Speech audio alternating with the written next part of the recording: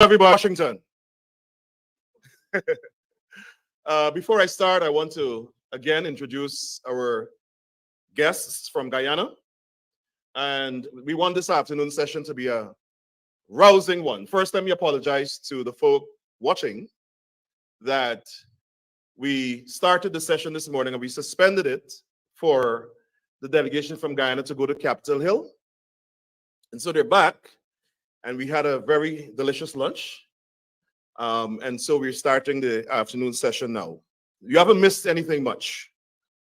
So let me welcome, first of all, the opposition leader of Guyana, Mr. Aubrey Norton, who is also leader of the PNC. Next to him at the head table is Ms. Amanza Walton Desir, the Shadow Minister of Foreign Affairs, Member of Parliament, and Member of Parliament Cathy Hughes, who's also chairman of the Alliance for Change. Sitting right up front, Mr. Ganesh Mahipal, Member of Parliament, Central Executive Member of the PNC, Ms. Dawn Hastings Williams, my sister, Member of Parliament and General Secretary of the PNC, Mr. Ronald Cox, Member of Parliament, Ms. Nima Flubes, Member of Parliament, Mr. Ricky Ramsaroop, Member of Parliament. Also, we have here the Deputy Mayor of Linden, my brother. Stand up and let him see you. Also from Guyana, am I missing anybody? Darren Wade. Sherrod Duncan, Member of Parliament. Man, how can I forget Sherrod? He's living in, Sherrod Duncan from South Carolina and Guyana, Member of Parliament. Then we have the Shadow Attorney General. What are you doing in the back there? Member of Parliament and Senior Counsel Royce Ford. Oh, Attorney at Law Don Holder Alert Kush.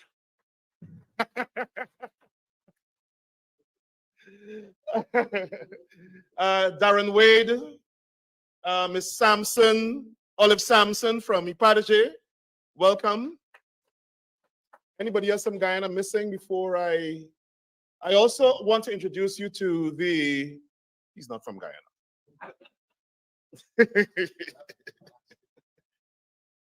Oh, Derek Baster from the AFC, stand, please. I want to introduce also the members of the committee for this conference. Could you all stand, please? I know I introduced you this morning. I miss Errol Lewis. Everyone, Errol, Edward, Novella Noble from Georgia, Miss Clement from New Jersey, Rebecca from New Jersey as well. Thank you guys all for serving on this committee. Let me also thank the Metropolitan Police, who has an invisible presence here. And let me also thank the Federal Bureau of Investigations, who have, over the period, worked with us for this conference.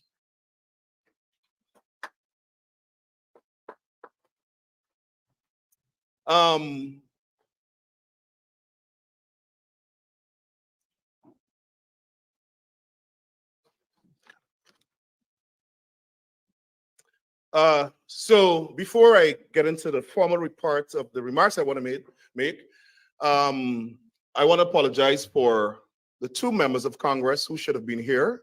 We all know what is happening on Capitol Hill. We have an unfortunate situation where the government is possibly grinding to a shutdown, and so they have to be on Capitol Hill to vote, but we'll have representation. So again, welcome to the conference, those of you who are here and those people listening. I want to, on behalf of the Caribbean Guyana Institute for Democracy, in the strongest terms, condemn the government's discrimination against another Black leader in Guyana. As you know, last night, David Patterson, who was traveling to the United States to meet with the Congressional Black Caucus, to meet with the leadership of the Congressional Black Caucus and the leader of the Democratic Party in the United States House of Representatives was prevented from leaving the country, even though he received the permission of the court to travel. It seems as though the Guyana police force and persons in the apartheid PPP regime are more powerful than the courts. And I am in America, and we have freedom of speech here. This is not Guyana. And I want to make bold to say that if David Patterson was a Harry Singh or a Kisun Lal, he would have traveled. But this government has no respect for Black people and Black leaders in Guyana. And I don't know about the people in Guyana, but it seems as though the government is fomenting a revolution. They are fomenting a revolution. They are provoking the Afro-Guyanese population and other opposition supporters or opposition supporters. They want civil conflict, and they're inciting it. And I wish to God that they lived in America. You see what happened in this country when they killed George Floyd? The people of Guyana need to be inspired by the people who inspired change during that crisis. And the Guyana police force could put out another wanted bulletin for me for saying that. I don't know how the people in Guyana can live with this kind of disrespect. So to my friend and brother David Patterson, we wish you were here. I hope the court could grant an injunction tomorrow and he can travel today. Sorry, grant an injunction today so he can be here tomorrow. And when we meet with the members of Congress tomorrow, we will say our piece. I know that the opposition leader and the theme met with them today, but we will have our piece when some of them come to meet with us tomorrow and when we go to Capitol Hill tomorrow.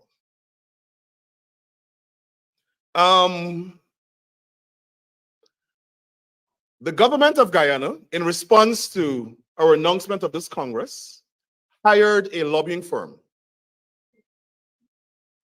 paid them $300,000 US to defeat this conference.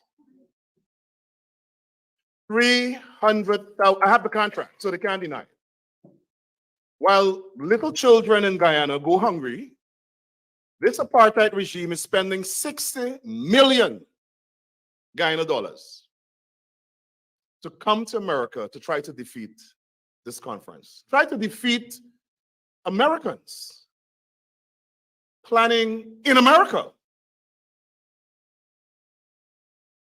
They think that they're world power because they have access to oil revenues. But I want to promise you this. We will defeat them. We will defeat the agenda they have. The reason why we have this conference today is because we want change in US policy. And I don't care how many senators they meet. I don't care how much money they spend. The message that we're sending to them today is that there will be a change in US policy. And for those of us who live in this country, it is incumbent on us to pressure our elected representatives, to pressure the Biden administration to ensure that there is foreign policy change in Guyana. And I know that they're watching this conference. I know that they're watching my remarks. So it doesn't matter how much money they spend. There must be a change in US foreign policy on Guyana. That is our promise, and we will deliver it. just like they spent $300,000 to stop and or disrupt this conference, but we're here. And for a racist government who campaigned for Donald Trump, who told their supporters to vote for Donald Trump, I'm appalled that they're sucking up to Democrats now and boasting about meeting. And we will say that on Capitol Hill tomorrow. And when the representative from the Congressional Black Caucus comes to address this conference tomorrow, we will say the PPP government is for the Republicans. All the time they were paying Republicans. It was the Republican strategists and consultants who got Donald Trump elected, got them elected. And now they're running, kissing the asses of Democrats. I'm going to be very frank today. I came up to Washington to war. I came up to Washington to war and to Bar Jagdeo. He has been waging a war against me for the last 5 weeks. He said I'm a criminal. So I was happy to go back on TV and tell him the criminal is the person his mother made. The criminal is the person his mother made. A man who formed death squads that killed over 1,400 young black men is calling black leaders a criminal. And listen, Guyana and Guyanese in the diaspora, we have to stop accepting this kind of thing. Bar Jagdeo has called every black leader in Guyana a criminal. Aubrey Norton is a criminal. Cathy Hughes is a criminal. Amans is a criminal. Vincent Adams is a criminal. He also called Richard Van Westshire as a criminal. It seems as though when they want to solve international problems, they have to resort to PNC criminals because they just appointed Van Westshire, the ambassador to Venezuela. Bar Jagdeo just called you a criminal 2 weeks ago. They don't even have the expertise to run the country. They have to resort to people from the PNC. Carl Greenwich is helping them with the border crisis in the World Court. Now they're sending a PNC person or PNC-oriented person to Venezuela. And he said that we are committing a crime in the US. Suddenly, Bar Jagdeo is an expert in US constitutional law. He said we shouldn't be lobbying. That's against the law. We have how many lawyers in here? 1, 2, 3, 4, 5. I need advice from Bar Jagdeo, who's a half-baked economist from some community high school in Russia, to tell us what the US law is. I wonder if any supporters in Queens write their congressperson if that's lobbying. Or is it because we're black? We shouldn't have access to the rule of law. And what he has demonstrated is his racist, congenitally racist orientation. On the other hand, what he calls a black group, CGID, is we're breaking the law when we talk to our elected officials. But when his supporters in Queens, who raised money illegally, who funneled money to him illegally, allegedly, who are under FBI investigation for funneling money to Bar Jagdeo, allegedly, and I'm not joking, they are. Over 100 of PPP supporters in Queens are on the FBI investigation. They're funneling money to terrorists, a terrorist group called Hezbollah in Lebanon. They're smuggling gold, smuggling drugs, and money laundering. And he calling us criminals. And the whole PPP cabinet were charged with fraud. He's saying Minister of Finance. Bar Jagdeo was arrested for fraud. The president was arrested and charged with 19 fraud charges. Nandalal was arrested for fraud. Kwame Mukai is a convicted criminal sitting in the cabinet. Convicted.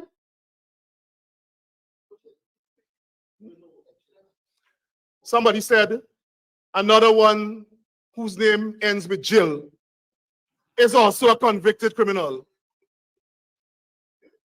Somebody said another one was charged with murder, then he changed his name to some kind of Jill.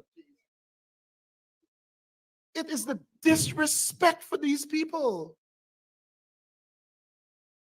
And we are often asked ourselves,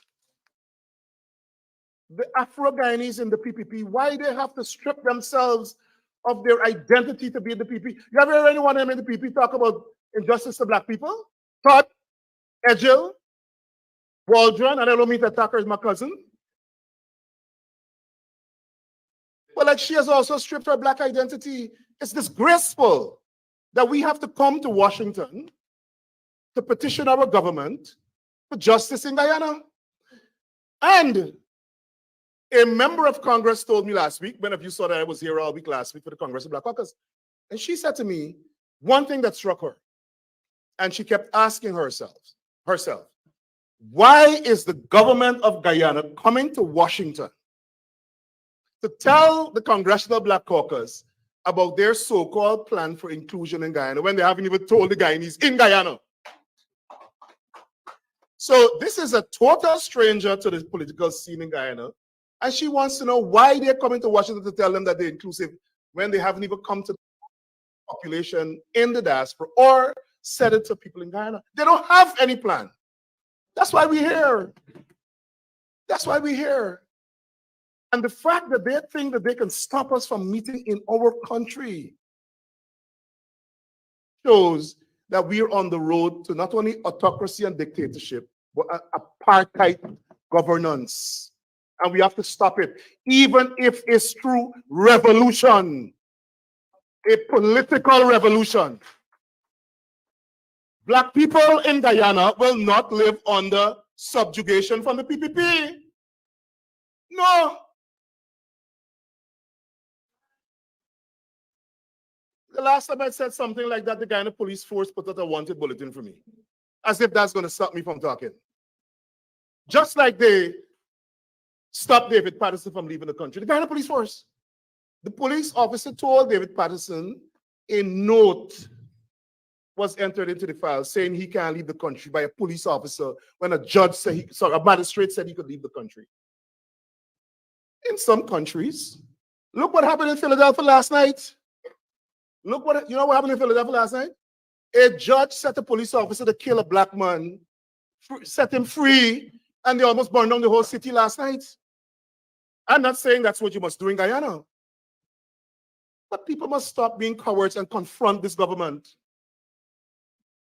We in the diaspora can't carry the struggle. We're not on the ground.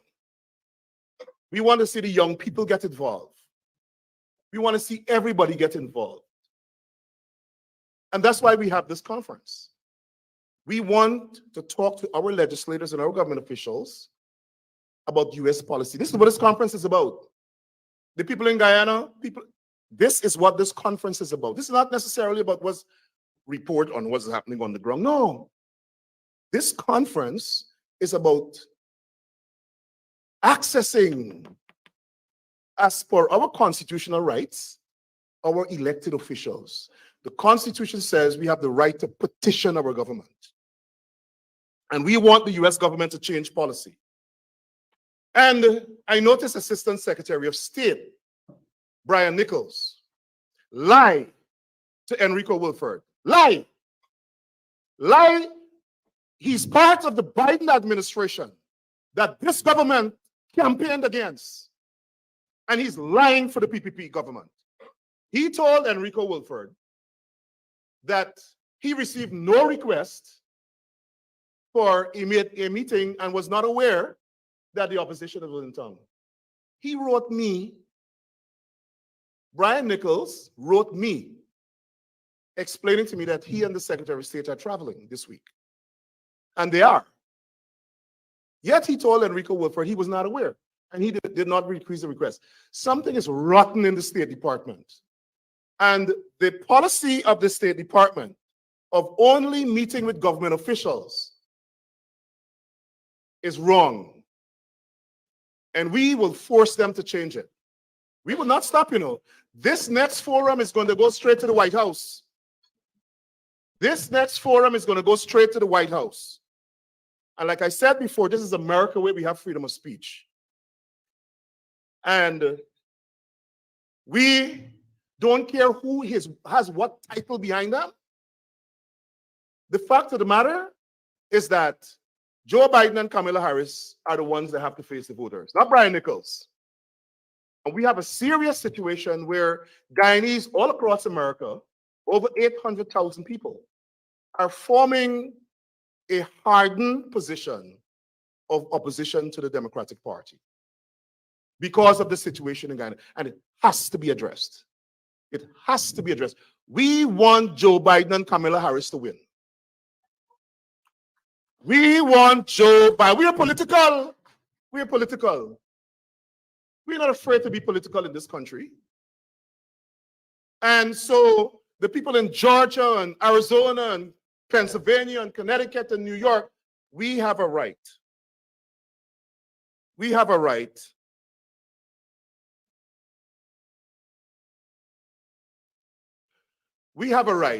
to express our views. We have a right to meet with them and petition.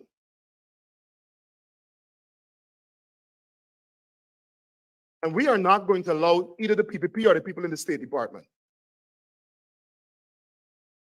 to act in any way, or their actions to deny us our rights, deny our family back home their rights. And we're very concerned, and we will express this tomorrow, we're very concerned with the information that has been sent to Washington from Guyana through the U.S. Embassy. And let me say this. This conference has nothing to do with the opposition in Guyana.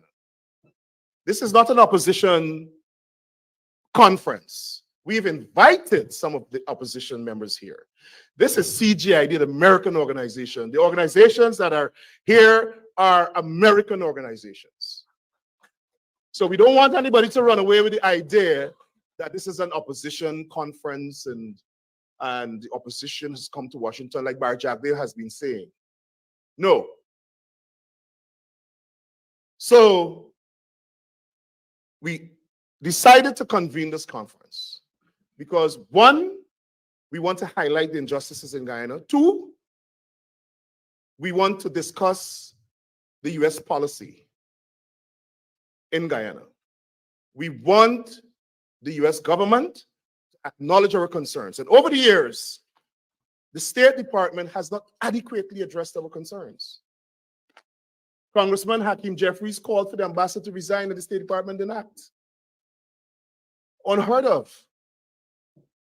7 members of Congress expressed concerns about what's happening in Guyana.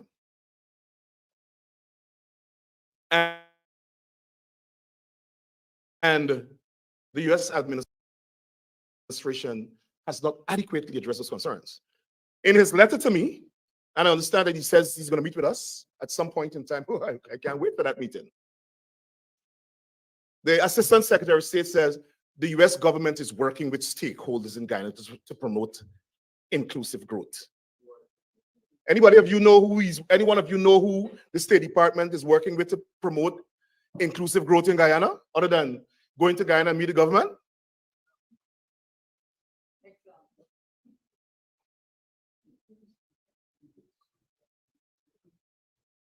They are working with stakeholders. Who are the stakeholders? The stakeholders are the population, the people who make up Guyana, and their leaders. And I heard the president said he is not going to meet with the opposition leader, which means he's consciously violating the Constitution unless he repents. Like if they repented for all the black people they murdered and the money that they squandered and siphoned off. And I wonder if the Assistant Secretary of State observed that. So, as we deliberate over the next day, we want members of this diaspora to remember why we're here. And when you go back to, I notice people here from the Virgin Islands, Texas, Georgia, Tennessee, New York, New Jersey, Connecticut. Forgive me if I missed anybody from any other state. Maryland, Washington, D.C. Oh, gosh. I'm in Maryland, Washington, D.C., Virginia area, and I'm missing New Mexico, South Carolina, Canada.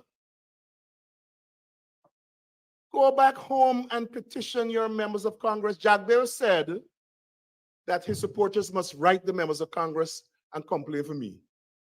As if the members of Congress don't cut my tail. You guys go home and pressure.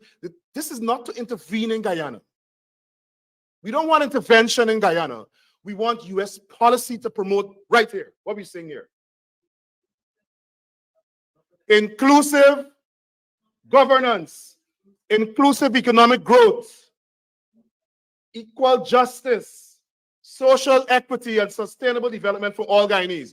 The government of Guyana came to Washington to tell the politicians they're against inclusive governance.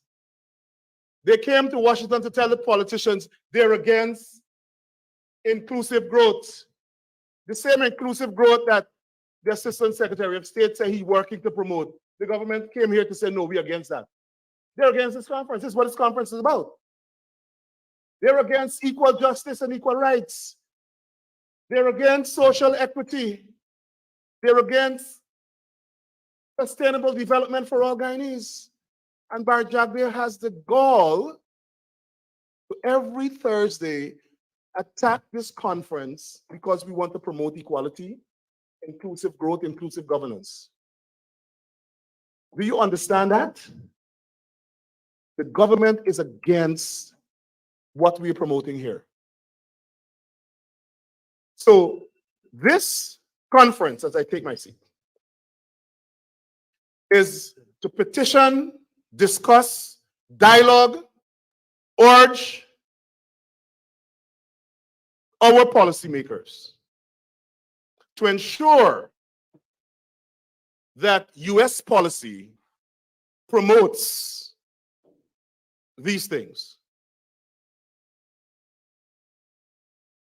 We can't have any longer hypocrisy where you're attacking North Korea, you're attacking Iran, you're attacking Russia, you're talking about Myanmar or Burma, and Guyana is right in the backyard and we're ignoring it. We're ignoring an apartheid regime, racism, discrimination, shutting out of the opposition to represent half the population of the country. Half the population of the country. Sorry, more than half. Stand corrected. So for us in CGID, every time they strike, we will get more defiant. We'll be more resolute. They want a confrontation with CGID. We're ready for the confrontation. So long as it's changed, they want to put out wanted bulletins, we will tell them, put them out. Put them out.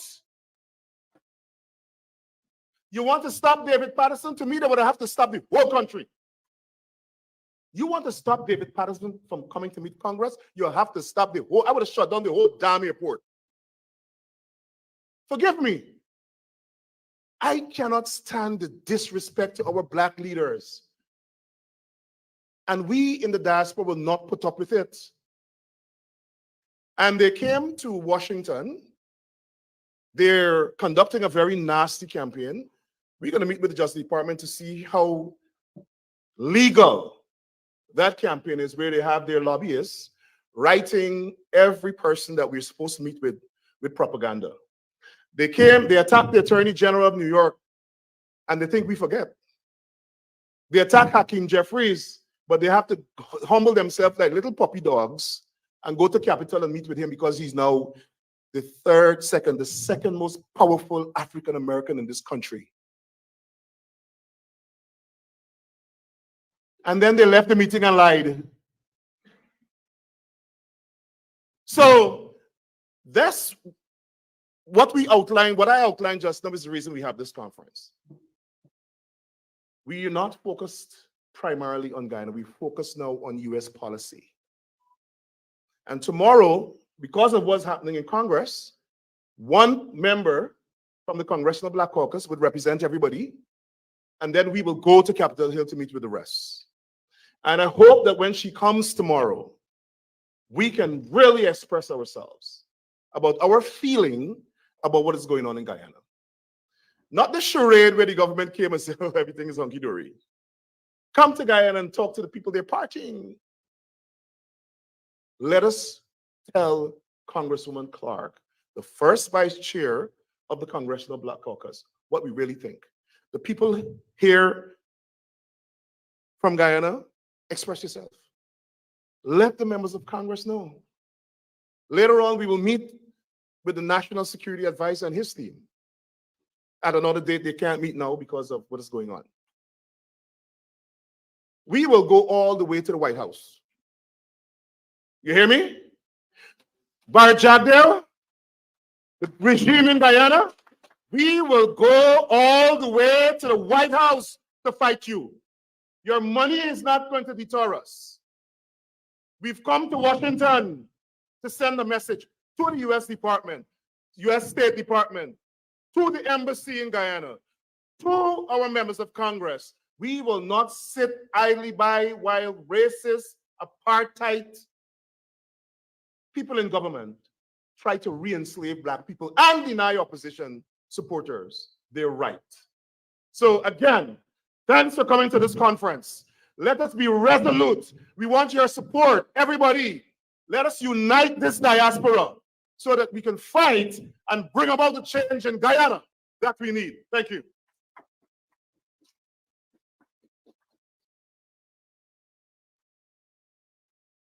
Thank you, Mr. Burke. Another round of applause to Mr. Burke, please.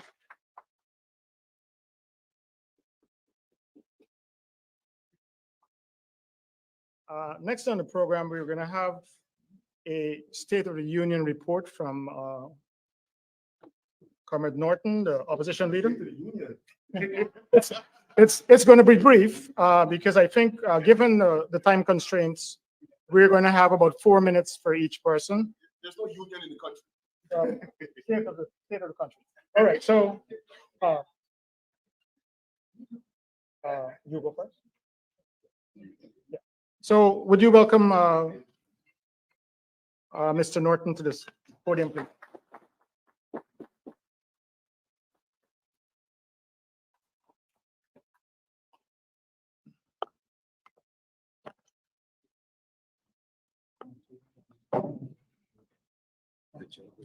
Mr. Chairman, all present, it would be remiss of me if I first failed to correct that this is not a State of the Union. As I understand it, I'm asked to give you an indication of our engagement on the Capitol Hill. And so I will proceed to do that rather than to even attempt a State of the Union. But that would have been simple because I could have safely said, if it is Guyana you're talking about, it's this union. Now, permit me to thank CGID for the invitation to be part and parcel of this activity. Well, you're not getting volume? Are you getting volume now? Yes. I was saying, permit me to thank CGID for the invitation to be here. Permit me also to thank you all for coming here. A lot of times, it's a great sacrifice. And so we're appreciative of the sacrifices you make to stand up for us in Guyana. we're cognizant of the fact that first and foremost, persons to stand up in Ghana is us. And therefore your work is work in solidarity. But nevertheless, the opportunity was provided for us to engage in that we did. May I take the opportunity to say to you that yesterday a delegation met with the International Monetary Fund and we did a critique of the Guyana economy at this stage and outlined the kind of economic development policies we thought should be advocated. We were very clear to point out to them that we recognize you celebrate growth, but growth is not development. And we made proposals that are aimed at ensuring Guyana develops, meaning the people benefit. We made a major concern that oil resources, we pointed out that oil resources were not meeting the people of our country, and that with our people-centered development strategy, we will do everything to ensure that oil resources meet our people. We also took the opportunity, like we did this morning, to identify to them that we have developed what we call the people-centered development strategy, and that people-centered development strategy is geared towards ensuring a quality life in that. Of course, before I got into the presentation at Capitol Hill, we have heard the fact that David Patterson was prevented from coming, and we did indicate to them that it is symptomatic of the authoritarian nature of the government. We made that point very clear. This morning, we outlined clearly the situation in Guyana. We have said in no uncertain terms that the government is hurtling towards a one-party state and that they have removed the guardrails of democracy.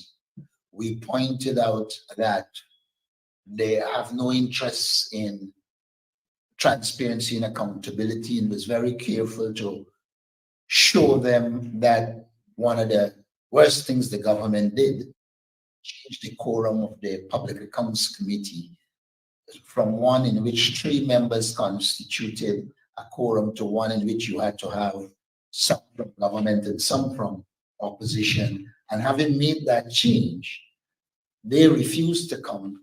And so you had 15 sessions that could not come off because the government did not turn up. And we pointed out that that is a clear indication that they have no interest in democracy, they have no interest in transparency, they have no interest in accountability. Now, in that presentation, we lamented as well the politicization of the Guyana Police Force. I'm on record as saying that the present acting commissioner is neither certified nor qualified to be an acting police commissioner. And that once it is dependent on the opposition leader for confirmation, he's dead sure to die at Hollywood and actor. We were very clear that the government does not provide resources for local government councils that were won by the AP and UAFC. And we pointed out the disproportion between what is given to the most populous region, Region 4, in comparison to the PPP stronghold, Region 6. It is my sincere view that those in Capitol Hill have an understanding. They particularly asked us for our development plan, and I was able to identify many aspects of our development plan. First of all, pointing out that we think the government over-focus on infrastructure is really a mechanism for corruption, and that we believe that it needs to be realigned. That development occurs when human resource development is critical. And so we identify our plan to ensure that there's human resource development. We indicated that we will do the necessary surveys to ensure that our educational and training programs align with the needs of jobs in the society. And I think we were able to identify other elements of the plan, including diversification of the economy. We repeated our recommendation to the last budget debate that there is need for intensification and actual placement of agriculture in the hinterland areas, particularly regions 1, 7, 8, 9, and 10, which is not totally hinterland. No parts of it are in the hinterland. It is my view again that we have been able to outline to them where we intend to take Guyana as a trade with oil resources. We have made it very clear to them that education, general social services, healthcare, all of those we believe are the responsibilities of the government, and that as a government we put mechanisms in place to ensure that those services are provided while simultaneously that the economy grows and is successful, so that it doesn't become a burden on the people of Guyana. We have pointed to the mismanagement of our resources, the virtual destruction of democracy in Guyana, and we made it very clear for them, a government under the APNU, AFC will open new vistas for cooperation, etc. We were clear that there's a confluence of interest between Guyana and the United States of America in the sense that they pursue freedom, they want safety and security for people, things that we all subscribe to.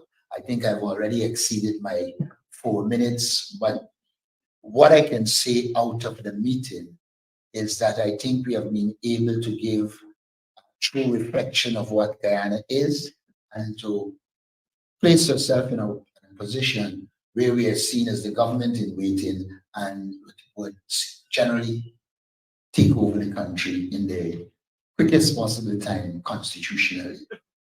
We have urged them to support a clean voters list and biometrics at the place of poll, guaranteeing them that if that is to occur, then our victory is assured.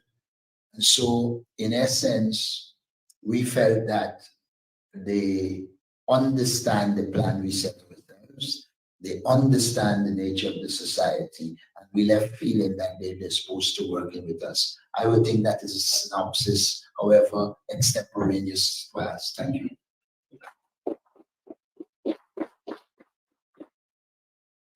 Thank you, Mr. Norton. Before we move on to Amanza Desir for some brief remarks, bit of housekeeping. I was reminded by my colleague in front. We need some rules in terms of people are streaming live. There's no need to do that. We're asking you to turn your phones off. Sherrod is already streaming live. And we also need to minimize movement because it's a live presentation. So if you can cooperate with us in that regard, that'd be nice. Yes, and also if you can put your phones in silent, that would be good. Now I'd like to invite Amanza Desir, the Honorable Amanza Desir, to the podium, please. Walter Desir.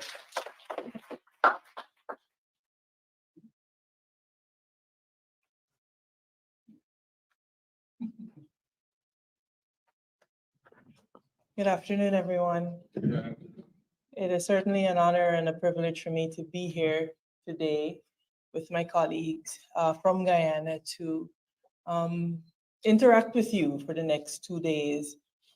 You know, we are elected officials, and whilst we do not comment on the internal affairs of sovereign nations, we certainly want to thank Rick Ford and the team at CGID for the opportunity to come to share with you information that will certainly help you in your deliberations as you seek to effect the change that you are hoping to see here in the USA.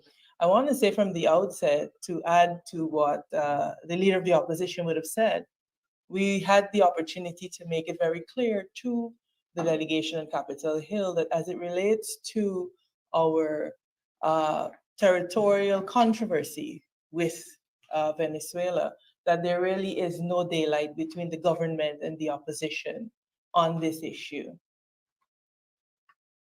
I want to be very clear that we will support and we will continue to support the government of Guyana on the steps that they're taking to defend our territorial integrity and our sovereignty. The president of Guyana would have reached out to the leader of the opposition to brief him. And indeed, at the ministerial level, they would have reached out to me to bring us up to speed on what has been happening. And so our position is that we will continue to pursue the judicial settlement that is currently before the ICJ, and there is no derogation from that in terms of dialogue, etc. In the broader context, as you deliberate over the next few days, I believe that there are a couple of things that are extremely important for us to note. That Guyana, as you know, is at a crossroads, as it were. For the first time in our history, we have the amount of resources that we have, and resources that can make a meaningful and lasting change to the life of every Guyanese. The challenge that you're having is that that is not happening. And I want to be also very clear about something. The issue of poverty in Guyana now cuts across ethnic political divides. And that understanding is important because as we seek to move Guyana forward, we have to begin to craft a system where every Guyanese, after an election, feels that that election was properly contested on the basis of a sound list and that they now have a stake in moving the country forward. We cannot continue to have a Guyana where when one party wins, one half feels left out of government, and the other one, when the other side wins, feels left out of government. The key to tackling that is to continue to advocate for strong democratic institutions. We have to move away from the cult of personality leadership that we see being perpetuated today in Guyana. And so as you deliberate over the next few days, those are some of the things that, in addition to my portfolio on the Venezuela-Guyana issue, that I really wanted to leave with you. We have to begin to craft an earnest way forward. You here in the diaspora, you have a role to play in terms of advocacy to your state representatives. Now it's time for action, respectfully. We've planned, we've talked, we've planned, we've talked. Now it's time to put pen to paper, cursor to paragraph, and to begin to write. Two quick challenges that I wanted to outline because it continues to be an issue. The provision of empirical data. When we speak, one of the challenges that you have is that they say, oh, where is the information? And it's a catch-22 situation because what you have existing is a situation where the opposition, for example, in Guyana, they're not afforded the resources to do the research that is necessary to get to that data. And then the constitutional offices that are obliged under the Constitution to provide information refuse to so do. So when, for example, we write to the Commissioner of Information, you get no response. When you write to the ministers in the National Assembly, you get no information. And so there is this catch-22. You want to say that discrimination exists because you live it every day. In order to be able to prove that in terms of numbers, you have to have people mobilized and going into the community. Now, yes, you do have elected representatives, but certainly they do not have, in terms of the numbers, just the sheer numbers, the ability to go and to mine and to gather that data on the scale and scope that is necessary. So there's a lack of transparency. And all of these are issues that affect our ability to make data-driven decisions. So My 4 minutes are just about up, but those are some of the things that I wanted to leave with you. Our leader would have indicated a number of those other issues, and we're going to be here for the next 2 days, like I said, to provide you with the information that you need in order to be able to achieve whatever objectives you have set for yourself coming out of the conference. Again, I want to thank you. I want to thank the CGID for having us and for the invitation and for providing the opportunity for us certainly to meet with your officials on Capitol Hill. May God bless all of us and may He bless our deliberations for the next few days.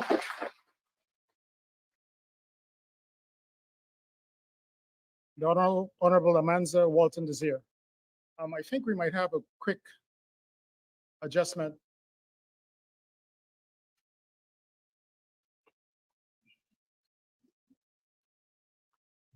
Because we are running into problems with time, we're going to, as Kathy Hughes has graciously agreed to allow Mr. Campbell, Ian Campbell, to do his presentation because he has another appointment he has to get to. So I'd like to invite Mr. Ian Campbell to the podium.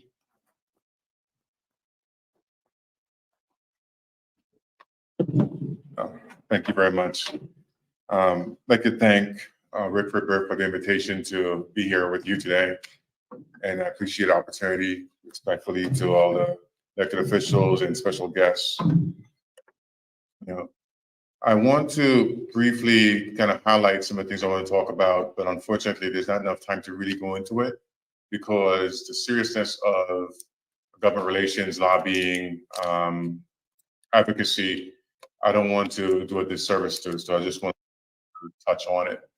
My name is Ian Campbell, and I was a former chief of staff. I worked on Capitol Hill for a number of years. I run political campaigns. I lobby for foreign governments. I represent other clients who are nonprofit or corporations. And all that, I say all that to say that, people misunderstand what lobbying is.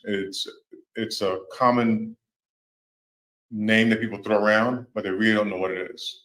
Lobbying is one line, influencing an elected official to do something that you want.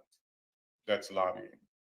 Everything else that we work on is public relations, it's government relations, it's advocacy, it's education.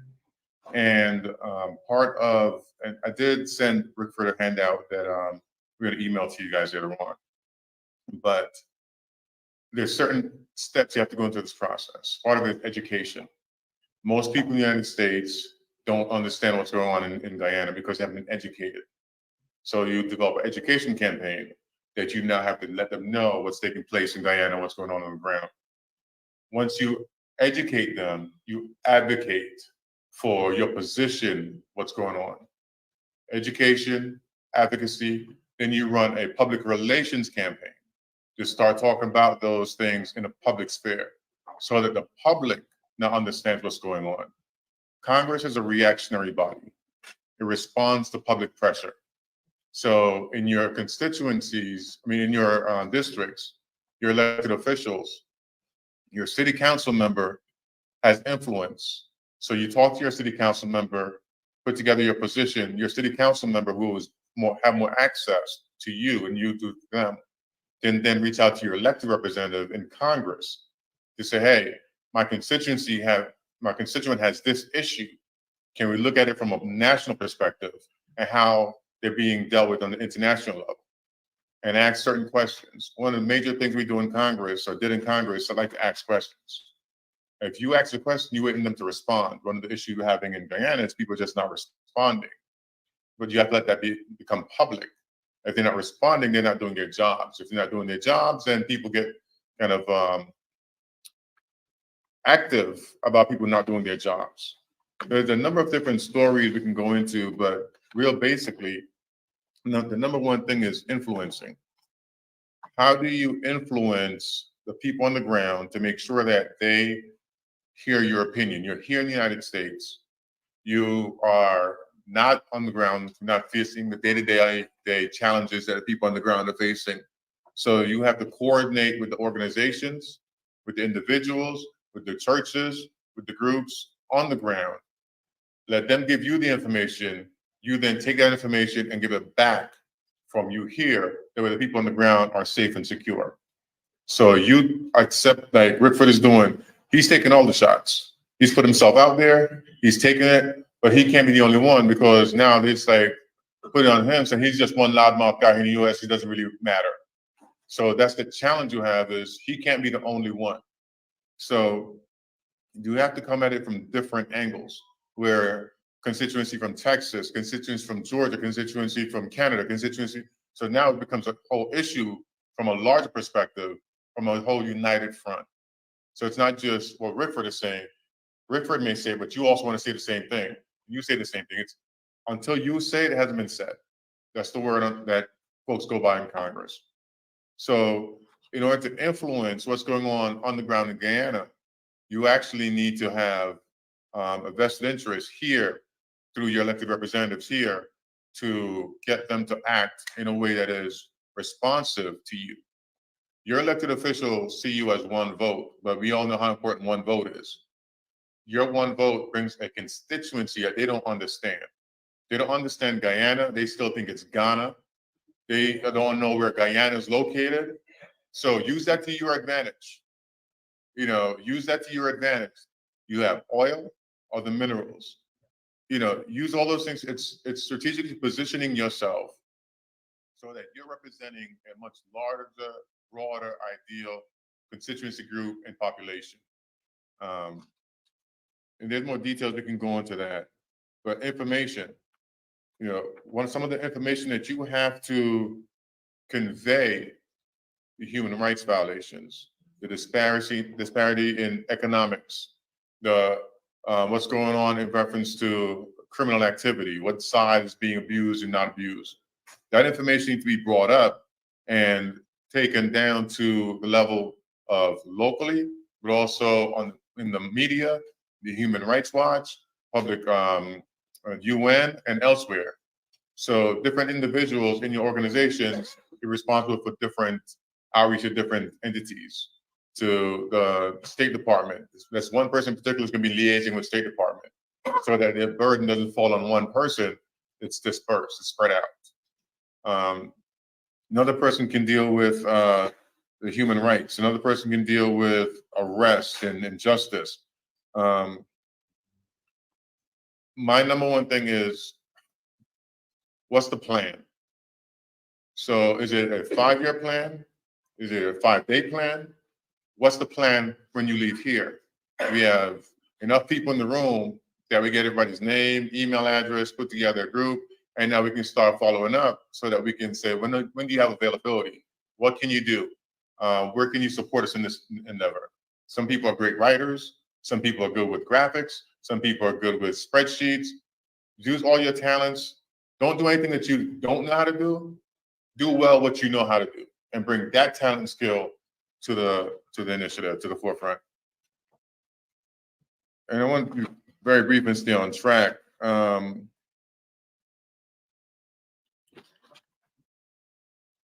think that what's taking place in Guyana is similar to what's taking place in other places, whether it's Equatorial Guinea, whether it's what took place in between Mali, Guinea. We got to pay attention to the news, Niger, and elsewhere. So there are other hardship and hardened governments that use strong arm tactics. People rebel, people go against it, people rise up, they vote, they get these people out. The United States government is going to move in their interests. Right now, as long as nobody's really saying anything to disrupt it, then they don't have any interest. They still have the relationship, they're still getting the diplomatic relations. It's how do you disrupt that?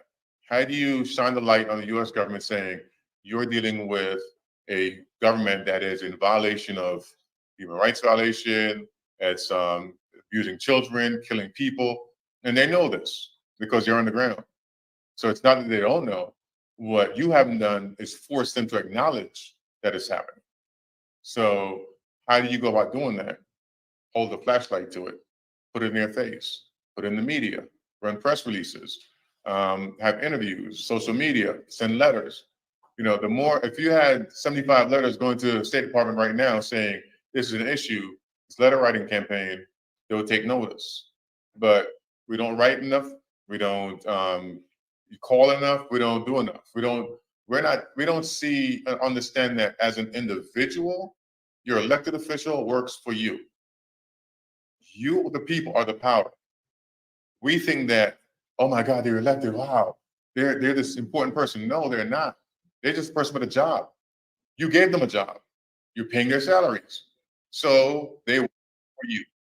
And once you start to really understand that, whether it's the police commissioner, whether it's a local police officer, whether it's whoever it is that's in a public space, they work for you because you are the person with the power. Once we understand how to operate and move in that regard together collectively, because I guarantee you, if everybody in this room would schedule an appointment to go to the State Department and go down there and say, we're 75 strong, we want to meet with the secretary. You're going to meet with somebody.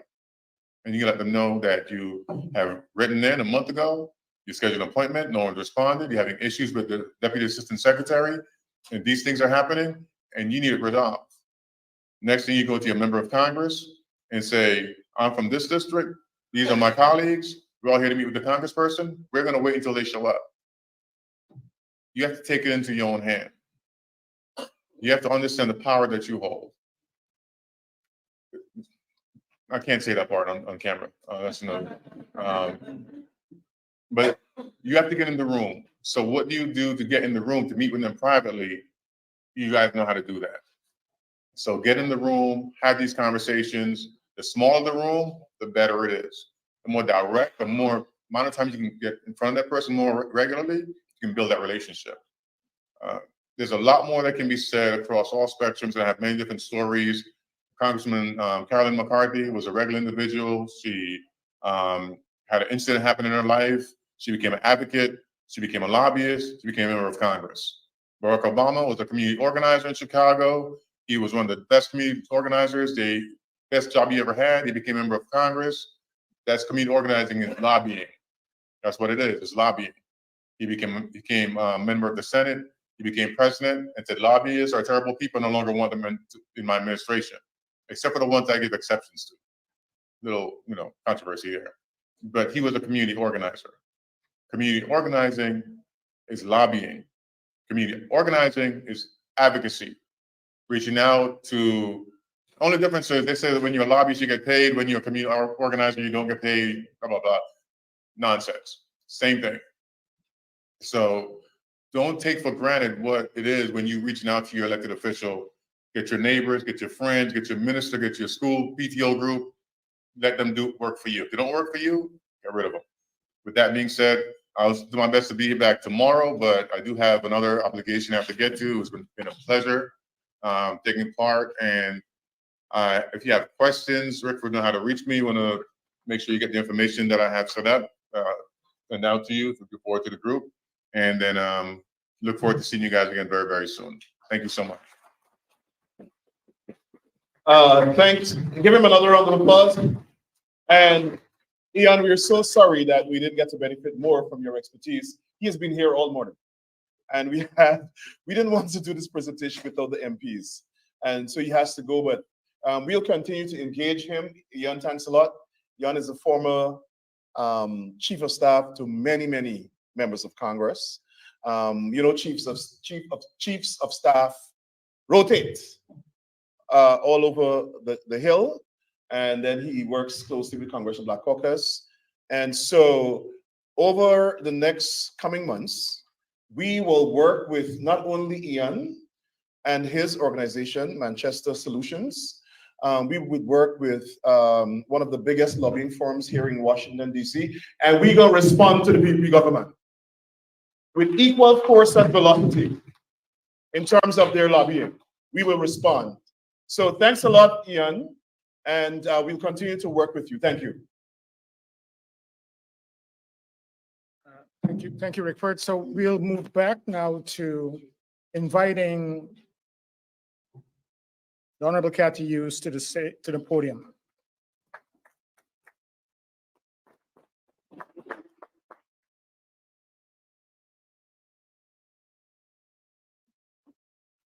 Thank you very much. And it is really wonderful to be here.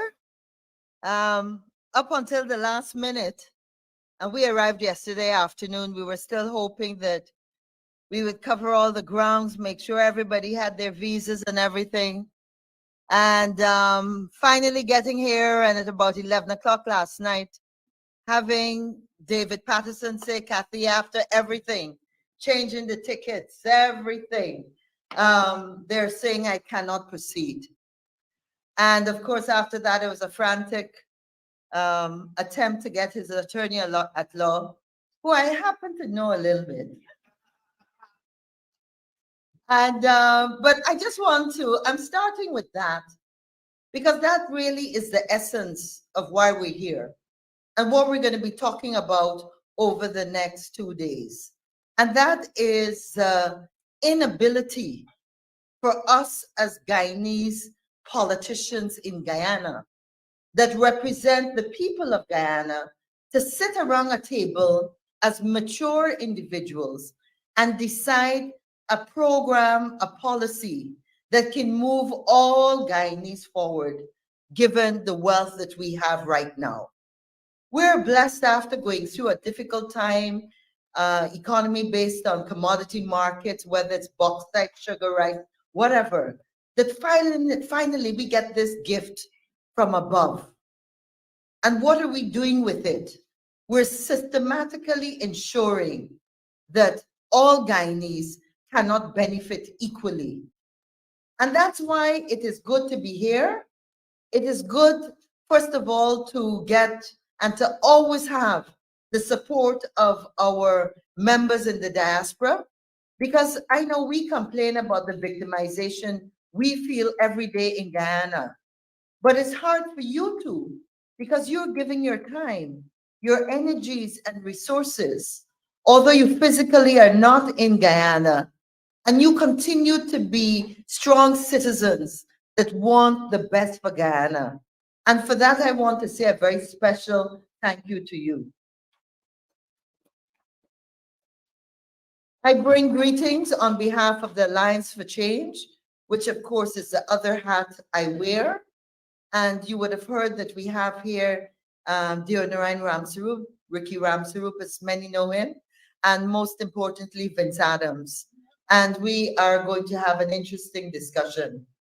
One of the things that I want to say is that at today's meeting, we really stepped up and wanted to ensure that the Congress representatives and even you in the diaspora understand that we come from the premise that there is so much commonality in terms of the principles and the of democracy, the democratic principles that you in your new home, the USA, the US as a government, and us in Guyana all adhere to. And the challenge we have is that we've been seeing an erosion of those principles. And so David Patterson not being allowed to travel today, when Newsroom, which is a government outfit, Newsroom, a government media outfit, said, and I'm quoting, on December 31st, 2022, court finds police force does not have the authority to blacklist at airports. This is a court decision, right?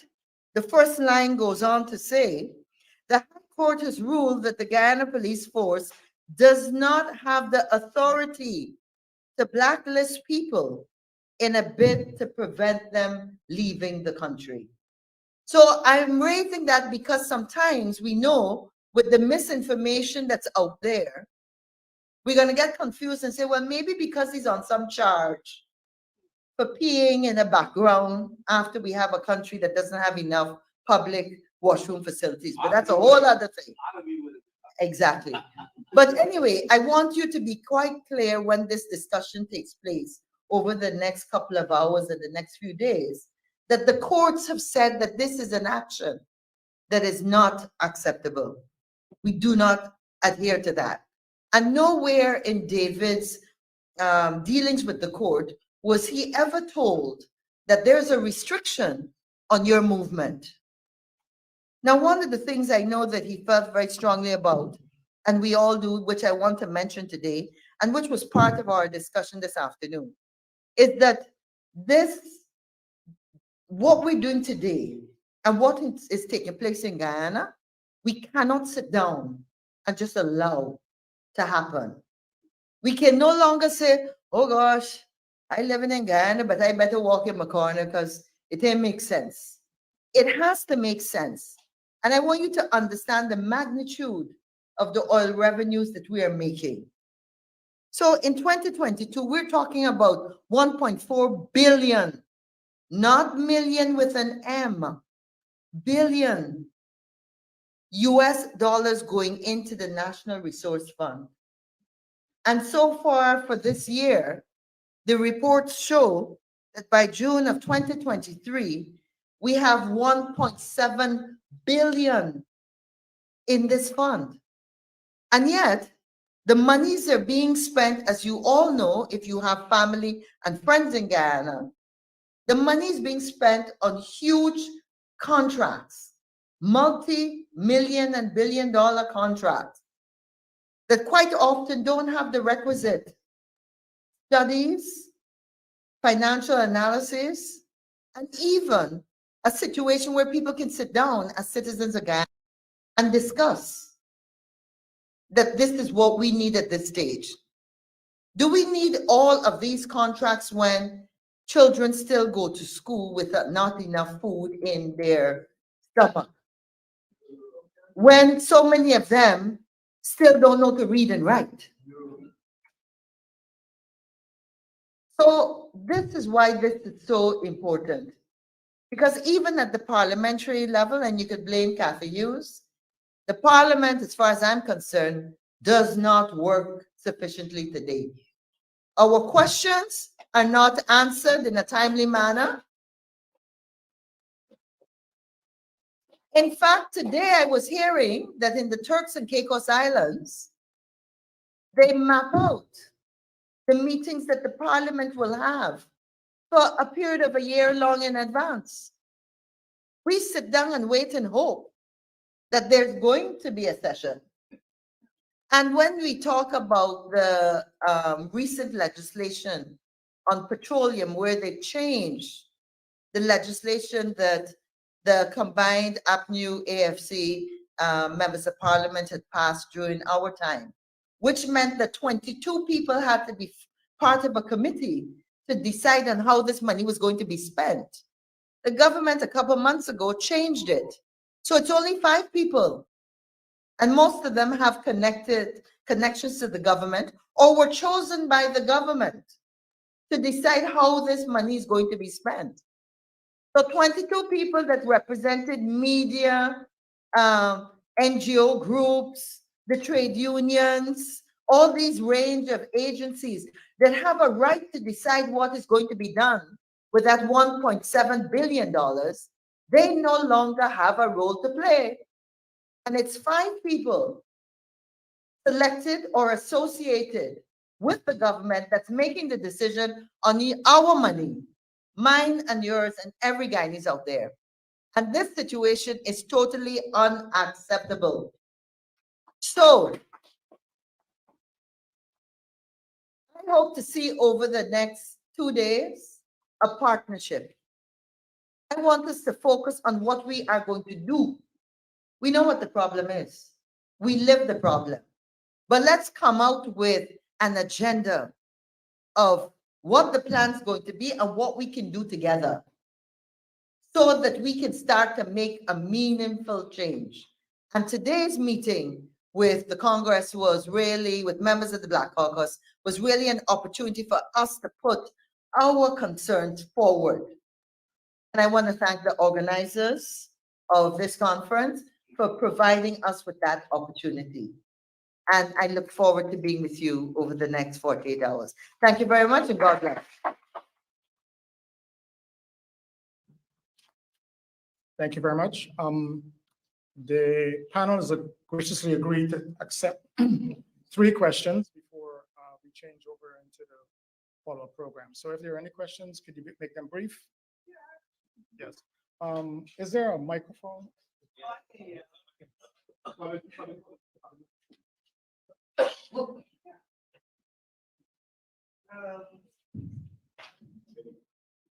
you so much for your comments and for your reports.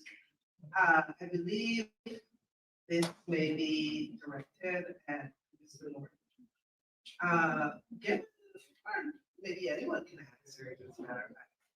So, given the fact that what's happened to David Travis is so horrendous, and I believe someone mentioned that guys should be located in the airport and really standing up to government or to basically protest what occurred. Why do you think Guyanese are not doing that?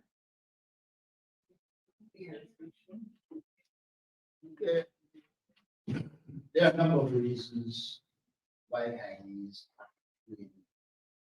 aren't standing up. If you assume standing up is just coming to Guyanese, well, I can't do much of this. This is the maximum I think it has.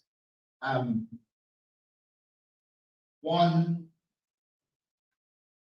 a lot of Guyanese are cognizant of the fact that in recent times, the APNU would put a number of numbers across. The intention at the time was to use it to fight crime, but to politicize police forces, become an institution to fight geopolitical opponents. I think also because it is so glaring that the police is politicized and the amount of trumped up charges against members of parliament at the highest level in the form of some people are concerned. Actually, as well, the government has a war chest of money, and in many communities, they are paid agents. We mustn't fool ourselves about that. If you go to Boston, Pleasant, wherever you are going to find paid agents. The other thing is, I argued in the post-Burnham, then to Desmond White, you had protests, and I can tell you, I was one of the persons who led protests. But you had a kind of a breakdown in the political apparatus that is protests. And that is why when I became leader, I said we have to start with bottom up and build back that. So as we get out there, they will be behind you.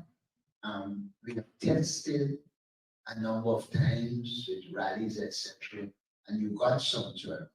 But I do think as we do more work on the ground and the issues emerge, we'll be in a better position to mobilize and motivate people to participate in protests. So I would say essentially, also the government has instilled fear. And there is a high level of installation of fear in public servants, in people in communities. So you are dealing with a totally new dispensation. Having said that, however, I still believe, and I am working with others on a mechanism that will produce some protests. But it wouldn't be the whole day, and it might not be the best thing to see how it will be. But we are seeing evidence in communities that people are prepared to protest, etc. It's a question of how we get it widespread. Okay, next question.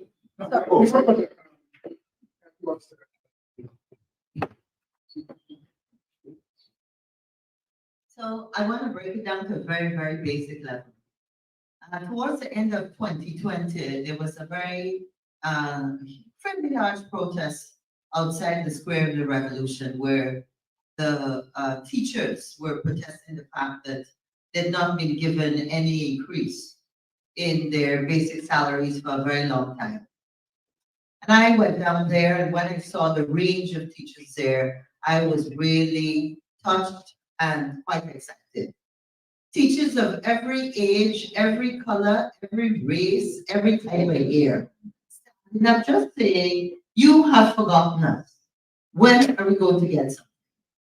And I'm happy happened to be standing right next to a fairly young Indo-Guyanese teacher. And I'm being very blunt and honest in telling you this story. And about 5 minutes after we were standing there, 6 officers of the Guyana Police Force, dressed in cream uniforms, stepped up. And they literally, 2 of them had a phone in their hands. And if we were standing in the front row, they were where I am right now. And they came up to everybody and walked along recording every face, every person. And the lady standing next to me in panic turned around and put her back. And as he moved along, she said to me, I am a single parent. This teaching is how I feed my children. I can't lose this job. And if we're under an illusion that there is an action following occasions like that, you know, because even the number 2 person or the number 1 real president in his press conference would be ranting and raving as who was where doing what. And in every normal society, like the society you live in, personal views, who you want to support, which protest you want to go to. So that is a real story. Multiply that all the time. You're going to understand why people do not have the luxury of going forward, standing up on a picket line. Because it has real repercussions every day. Thank you. Thank you so much for that. I should have been the nurses protesting. Many of them didn't get the opportunity to return to work. They fired them, they did all kinds of things. So it is something that one has to consider, but I put it under the category of instilling fear. Thank you so much. I think there's a second question from Colin. Yes, hello, everybody. And after you, we'll have Dr. Vincent Adams, and then we'll move on to the next panel. Sure, so my question. Go ahead, please. So, everybody, my name is Colin Haynes. Welcome, everybody. Happy to be in DC. See a lot of familiar faces. So, we're gonna take a little walk down memory lane. Going back to the Jaguar presidency, there was a dossier, and I'm sure members of the opposition will remember that Honorable Cat Hughes that was prepared that showed all the people that died. All of these young boys died all over the country. So there's been history here, right? The history of people dying. Then during the campaign time, we had Cromwell. Remember him? Right, Cromwell, right? He was in front of the opposition, the government's the Attorney General. Nonetheless, right. Then you had so many other people that fell ill and died. My question is pretty simple. How long is this going to continue?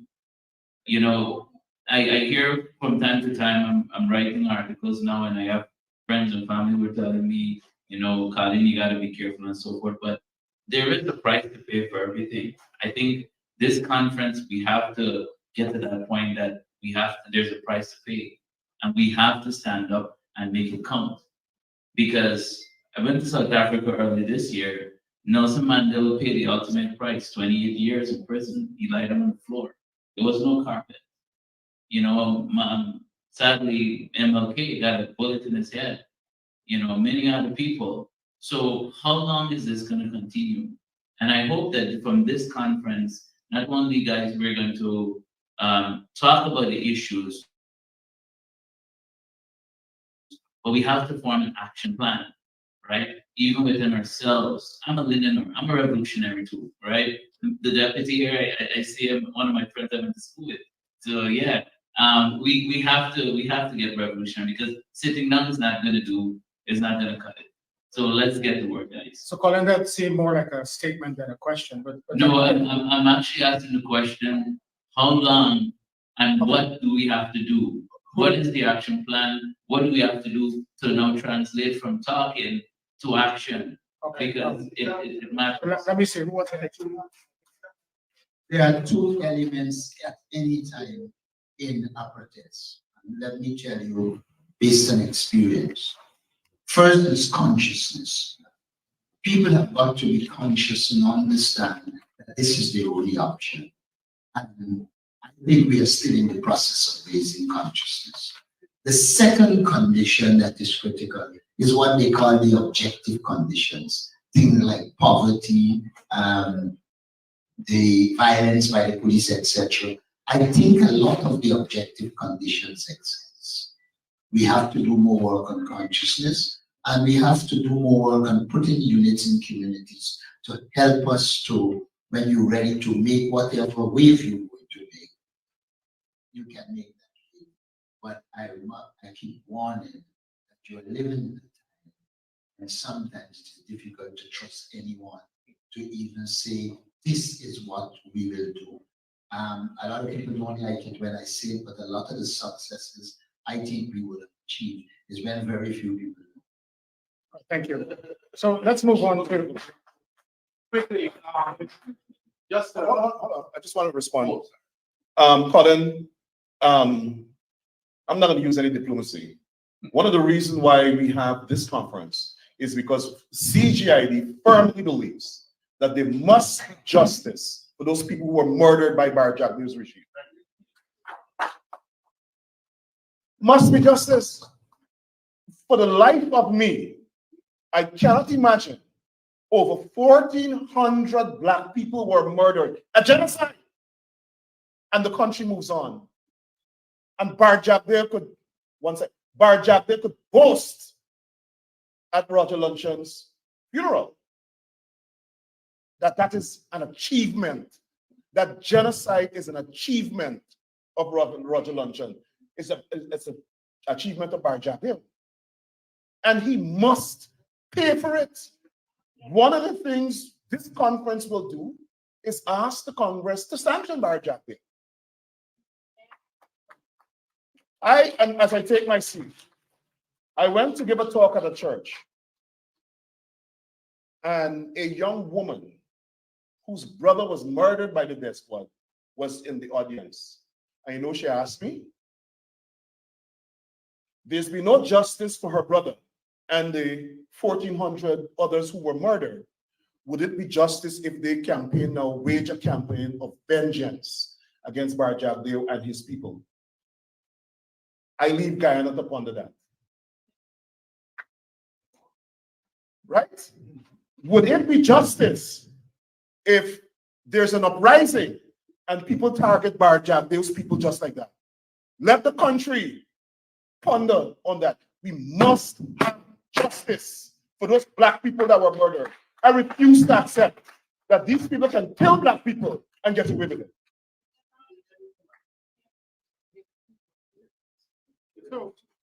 So with that said, can we move on to your question and then? Yeah, it's not really a question. All right. It's a comment to just add to what Kathy and the leader said about protest. It is real. Trust me, it is real. And that is why we have to emphasize the importance of the diaspora. They cannot touch the diaspora. And that is why we have got to do our part to make up for what the local folks cannot do. Now, the second part, Kathy left out a little bit of detail, but it's very important with the National Resource Fund. Remember again, the coalition had 22 people, which covered the entire spectrum from the lowest level of the demographics in Guyana to the highest level, covered the entire spectrum. They decided to cut it to 5. They made an agreement with the opposition for the opposition to have 2 members of that. As the leader would tell you, the 2 members, I was one of the persons that was submitted. They come up with all kinds and say, well, he doesn't have finance. When it was presented, well, the guy doesn't manage budget bigger than Guyana's budget. They say, well, he's not a lawyer. They say, well, how about Christopher Ram? He's a lawyer. They come with all kinds of bullcock stuff. Then I think even Elson's name was mentioned. And our folks walked out to the meeting. They really didn't care if that's probably what they were. So right now, the opposition does not have anybody in that fight. So that's the way that they're operating in the open, without any shame or you know or accountability. So we have an NRF right now that is deciding how we spend the money that is coming out from the oil that the opposition has no representation on. And it doesn't bother them one. So I just wanted to add that little piece of detail there. Well, we'll take one more question, then we need to move on to the next panel. There's a gentleman back there and. Yes.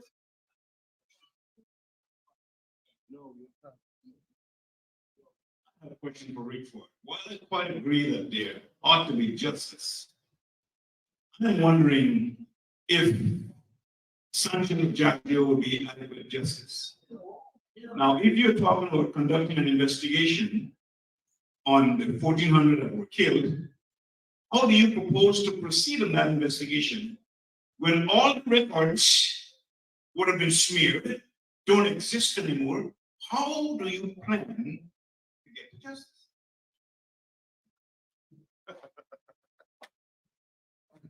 I'm not the DPP, but people are still around with knowledge of this. What we want is the international community to come together. The US government mobilizes the international community for Ukraine, they just sanctioned the former vice president of, they just sanctioned the former vice president of Panama for corruption and the same kinds of things. Not because Bar Jagdeo has access to oil money and he could hire a lobbyist for $300,000 to defeat a conference that he must get away with, allegedly mobilizing a death squad that killed over 1,400 people. The United States has to be consistent. The United States has to be consistent. So the United States, and we hope this new ambassador will take this matter up, we will pressure the hell out of the State Department. There must be an investigation, an international investigation of these people that were killed. If any one of us, and Mr. Houston has a son that was murdered by the death squad, killed. What do we tell him? What do we tell the mothers? That they just get killed? And the, what, 10 years, 15 years pass? No explanation? And then the miscreant of a man can go and boast in a memorial that the police, we couldn't trust the police and law enforcement leaders, so we had to take action and kill criminals. They're calling the people criminals, just like they're calling me a criminal. The pretext is that that's before they murder you. And even if these people committed crimes, the Constitution has a prescribed process for how criminals are treated. You charge them, you try them, you prosecute them, you try them, judge and jury make a decision. Not the PPP, not a racist with a prejudice against Black people, murdered all of those people, and then could pronounce that, oh, they were criminals, so we killed them. And the society accepts that. We have to change the paradigm. So what I don't know what is the solution to the investigation. I don't know what evidence there is. But I know that the Bush administration condemned the Bar Jagdeo's government for that. The Bush administration went to court in the Southern District of New York and provided evidence in court, evidence that was totally irrelevant to the trial of Roger Khan, that exposed what the death squad was doing. The Justice Department has evidence that Bar Jagdeo's government was involved in the systematic murder of Black people, young Black men who they thought was organizing a resistance to the government. And there must be justice. He could sit down and perch himself and squat in the vice presidency unlawfully and talk all he wants. There must be justice. So my charge and challenge to civil society, the opposition, and the government, start organizing for some sort of inquiry. Because we in the diaspora will lead a hell of a campaign to make Bar Jagdeo face justice. We want justice for those people who were murdered.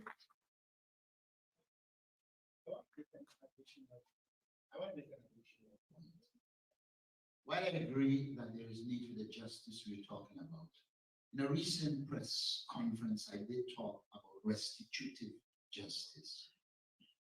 It is one thing to say, I agree with Rick for that there should be, but I would like to see the people of Moko get back their land. That is restitutive justice. So I'm saying, apart from pursuing the punishment, etc., we have to have a system to ensure all those people, those public servants, etc., who are deprived, benefit from some form of restitutive justice. Thank you very much. With that, can I have a big hand for the panel?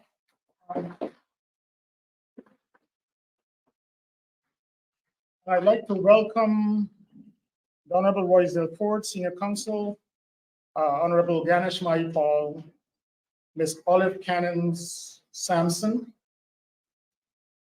the Honorable Don Hastings Williams, and Dr. David Hines to the podium, please.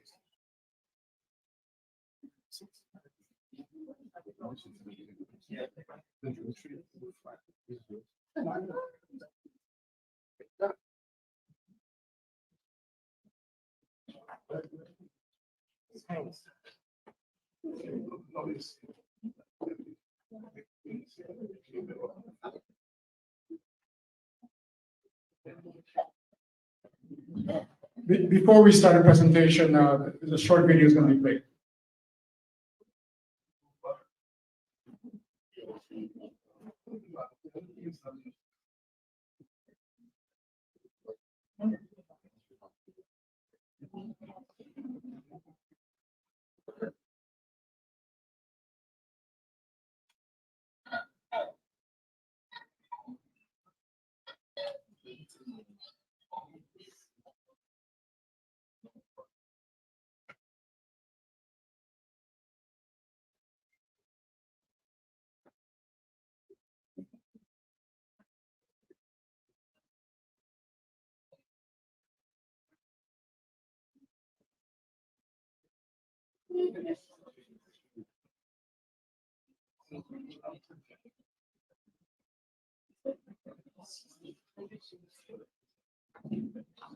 There's a loud murmur in the room. If I may beg your indulgence, can you just keep it down, please, so we can listen to the video?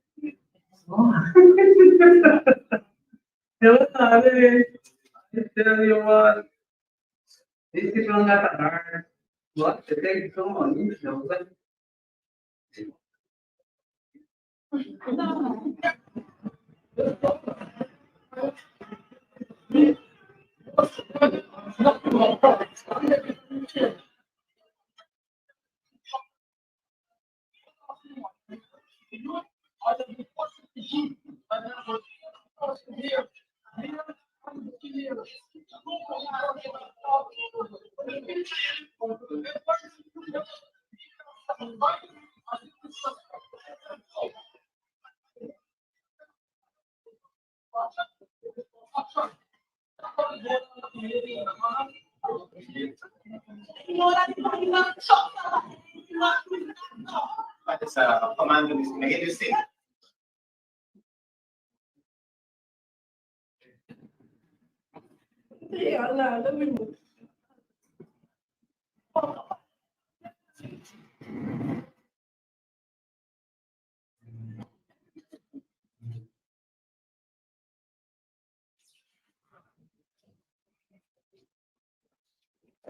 Okay, let's start. We'll start. All right, this afternoon's panel, the topic is discrimination, injustice, and economic and social prejudices that violate the Guyana Constitution. We're gonna use the very same format where we'll get a 4 or 5 minute presentation from each of the panelists, and then we'll entertain questions at the end. I believe, Dr. Hines, you were gonna go first? Yes, we're going to hear from Dr. David Hines first, and then we'll follow up with the other panelists.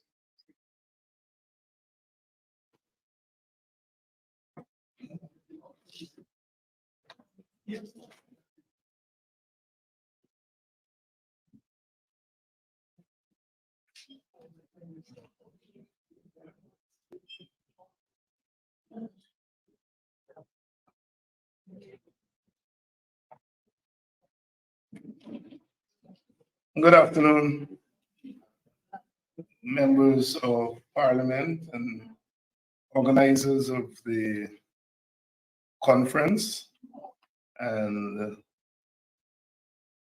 those of you who've come from far and near, my fellow panelists. I think my task in my 5 minutes is to say some very frank things that only people like myself could say.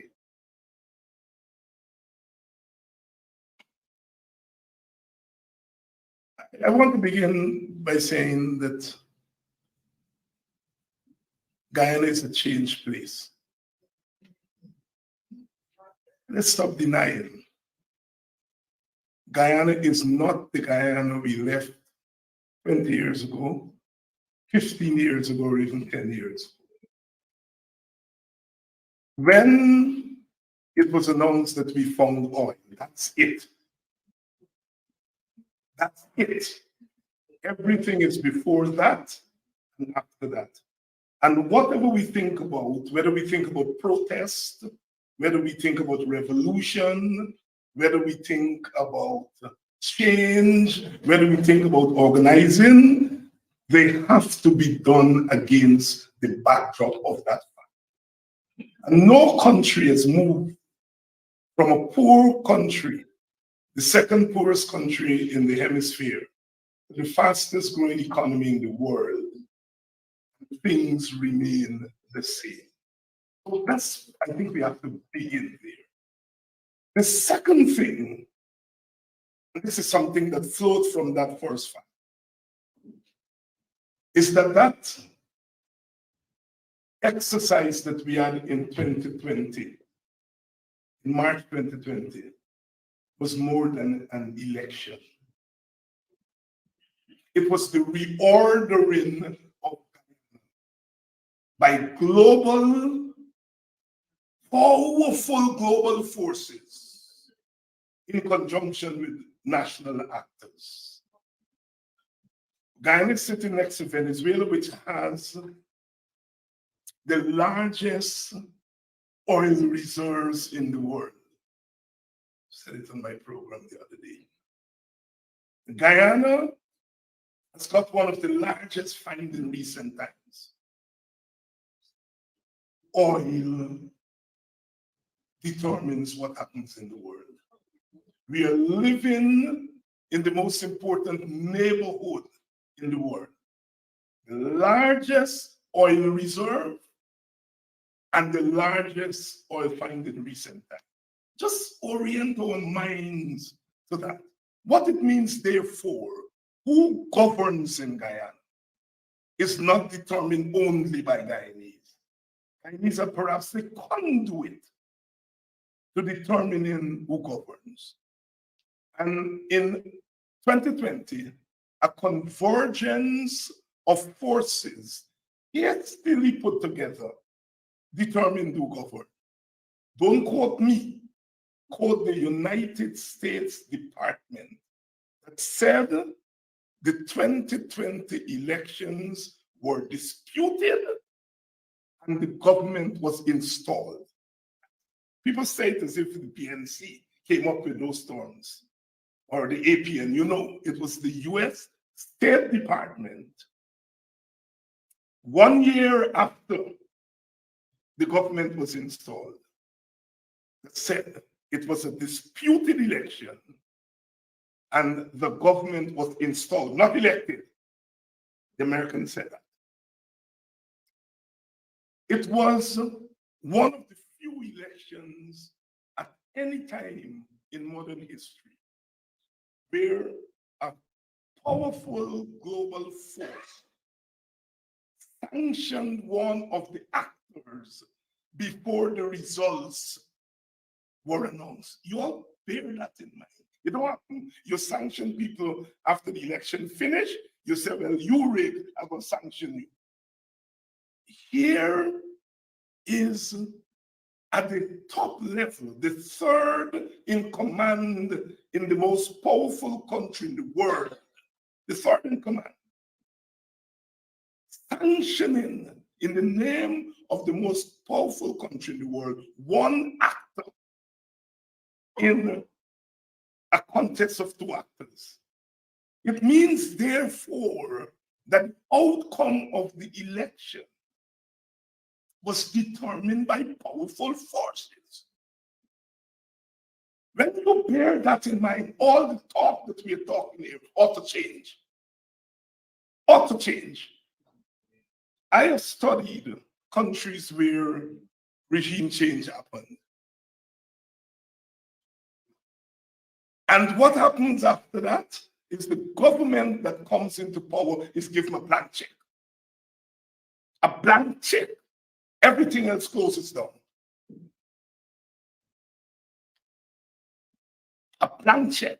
That's what the PPP has in there. And that's what my colleagues have been trying in their own way, their own diplomatic way to say. As I said, I have the burden of saying it undiplomatically. The PPP has got the blank check. And when you give a state with a history of authoritarianism,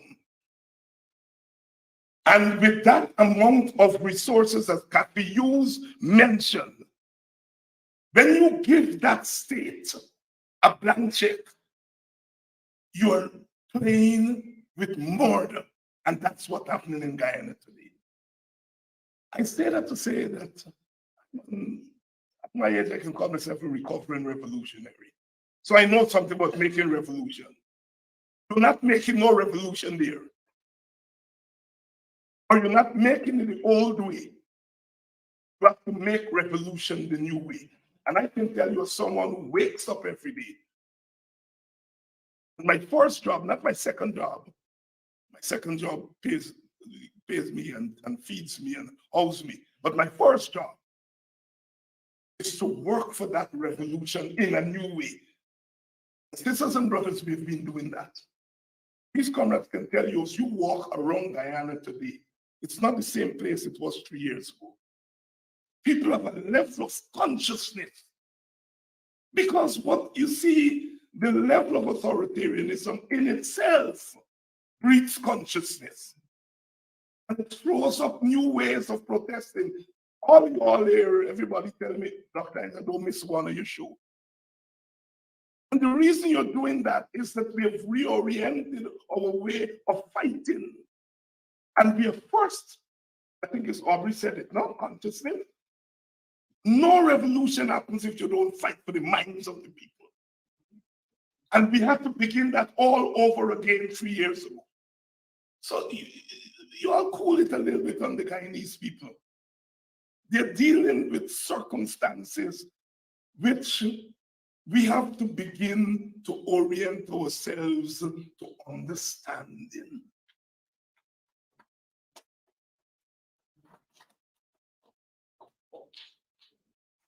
Now, what does a blank check mean? And I take 2 extra minutes. Blank check means that the winner-take-all system, which depended on an understanding that the opposition will play a role. That's what make winner-take-all work. Because you win and you take all, but you have an unwritten pact, an unwritten understanding that the opposition has a role to play here. And that if the opposition doesn't play a role, you are not likely to hold on to your power either the next election or by people coming onto the streets. That system is broken down. It has broken down. This government has taken over every inch of political space. Every single inch of political space. None is left in the formal system for the opposition. When you put that together with a political party that has always believed in domination, a political party that always believed in domination, and that comes from deep within the thinking of the PPP. Some people blame it on communism. Some people blame it on a deep understanding of what Mr. Nandela called good over evil. In the 2020 election, not me, Mr. Nandela said this is a struggle of good over evil. The PPP is good and the rest of us are evil. The rest of us, in their estimation, cannot exist in a state of freedom. And so therefore, we cannot govern. But if we cannot govern, it means it is the manifest destiny of the PPP to govern. So they come to government with that mindset. And now they give them a blank check to put it into practice. Next, give me 1 more minute. Next, in ethnic societies, some groups wait for the opportune moment to use the state as a means of exacting revenge. Note the narrative of the PPP. We were rigged for 28 long years. We were denied what is ours. Aha, now we have a blank check. We are going to exact revenge. You put all of that together and you see what is playing out in Guyana. It means, therefore, we have to move differently. You see, David Patterson was not let out of Guyana, just as his great-great-great-great-grandparent was not let out of the plantation. You have to seek permission. You all draw the narratives. You see, we have to understand the gravity of the situation that we are dealing with. And then once we understand that, then it's able, I'm telling you all, the people in Guyana understand it because they live it every single day. And I am not an elected official, never been. And when I walk, they come in my ears, they pull me aside, and they whisper, thanks for opening up our eyes. Now that we see the light, let us stand up for our rights. But see the light first. That is extremely important. We've got to see the light. And this conference must contribute to that seeing of the light. If we get in front of the revolution, there will be no revolution. We have to contribute towards opening up the way. Somebody said it. I think Dr. Adams said it, that we out here, we have a pivotal role to play. Check all the great upheavals in modern history. The diaspora played an important part. Whatever, whether it's the Cuban Revolution or the Haitian Revolution or whatever revolution, right? Those who were not at the center played an important role. These weren't the remarks I intended to make, but I felt I had to make them so as to let us frame our discourse as we go forward in these 2 days in that way, understanding that we're no longer little Guyana. We are no longer this little country that people just know for Jonestown. Jonestown is now gone. The world is knowing us now for something else. And we got to begin knowing ourselves that way and orienting our minds that way. And I'm sure that if we do that, those people in Guyana who fought battles from the Middle Passage coming right through, they will be ready to fight the battle with us. Thank you.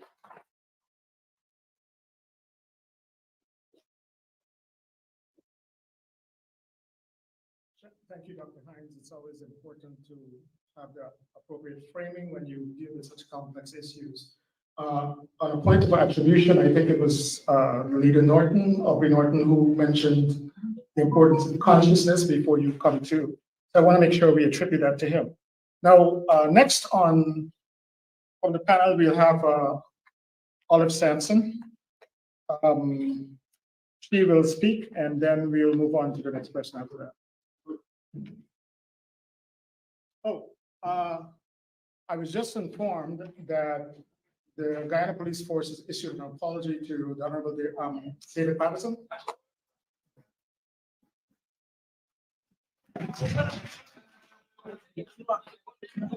Now, some people think that may not be enough, but yeah.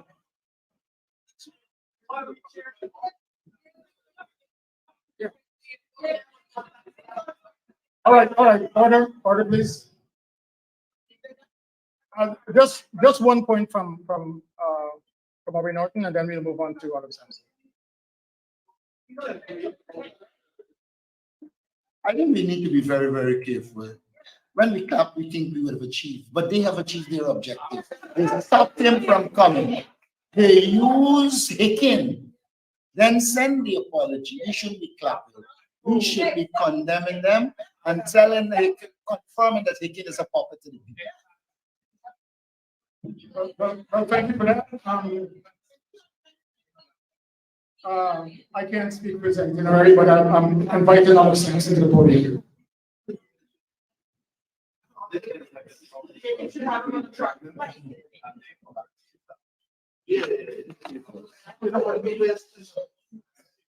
Thank you so much for the opportunity to address this very important conference at a time when so much is at stake for people of African descent.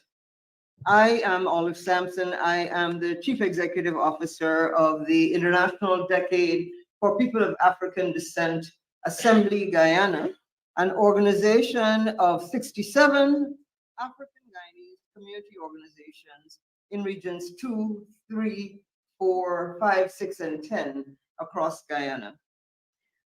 I have today a couple of things that I'd like to say. First, I would like to read a petition that was moved by our annual general meeting on Sunday, the 24th of September, last Sunday, at Critchlow Labor College, relating to this conference. And I'd like to take the opportunity to convey the message of the petition. So forgive me as I read this to you, because I think it's important for you to hear what our community members said, leaders across Guyana. It says, petition in support of the Washington Diaspora Conference.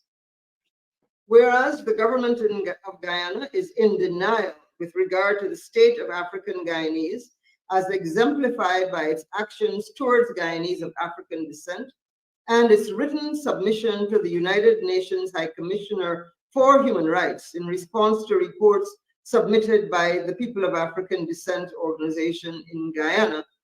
And whereas that denial has resulted in Government of Guyana's suspension of government funding to IPADG, among other similar acts, in contravention of its commitment as signatory to the resolution which declared the decade for people of African descent.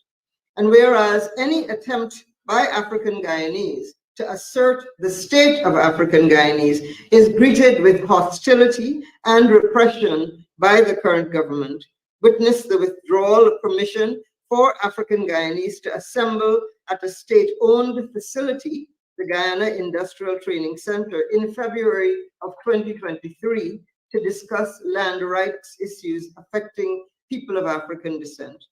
And whereas the government of Guyana, in contravention of Article 71 of the Constitution of the Cooperative Republic of Guyana, has openly refused to engage local democratic institutions which are elected by and representative mainly of people of African descent, and in contravention of Article 13 of the said Constitution, has refused to engage organizations that represent the interests of people of African descent, namely IPADG, among others, and has sought to sponsor self-serving organizations or mobilize groups to assuage the claims of discrimination without addressing the numerous structural and institutional inequalities. And whereas the government has embarked on an international campaign to misrepresent the treatment of African Guyanese and to make statements of recognition of the struggle of African descendant people for emancipation, as if such statements are reflective of the Guyana government's positive policies related to the Guyanese community of African descent. And whereas the government has no new policy and programs in response to the United Nations Program of Activities for the decade, and has not submitted any report to the UN in relation to progress of actions to ensure African Guyanese are on an equal footing with other groups. And whereas the Guyanese in the diaspora have become aware of the state of African Guyanese through reports in the media, community-based organizations, Afrocentric institutions, including IPADG, and whereas they have sought to make representation on behalf of the Guyanese of African descent in domestic and international fora, and whereas Guyanese in the diaspora have organized a diaspora conference to highlight this state of affairs to the global community, and in particular officials in the United States of America. Be it resolved that the membership of the 67-strong Organization of Organizations, ICADG, and allied individuals and organizations assembled on Sunday, September the 24th, 2023 at the Critchlow Labor College, Georgetown, hereby pledge our unswerving support to the organizers of the Diaspora Conference to be held in Washington, D.C., which augments the ongoing struggle of the Guyanese of African descent for recognition, justice, and development, and the cessation of the repressive actions against Guyanese of African descent by the current regime. That is the petition and that the IPADG and its member organizations wanted to bring before you.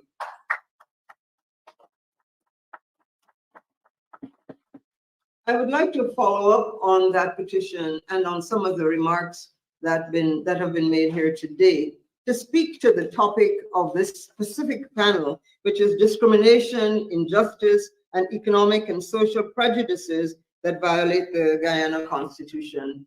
Those acts of discrimination, injustice, economic and social prejudice, called marginalization, are of course in contravention of the United Nations human rights, of the human rights that are agreed to by all nations of the world.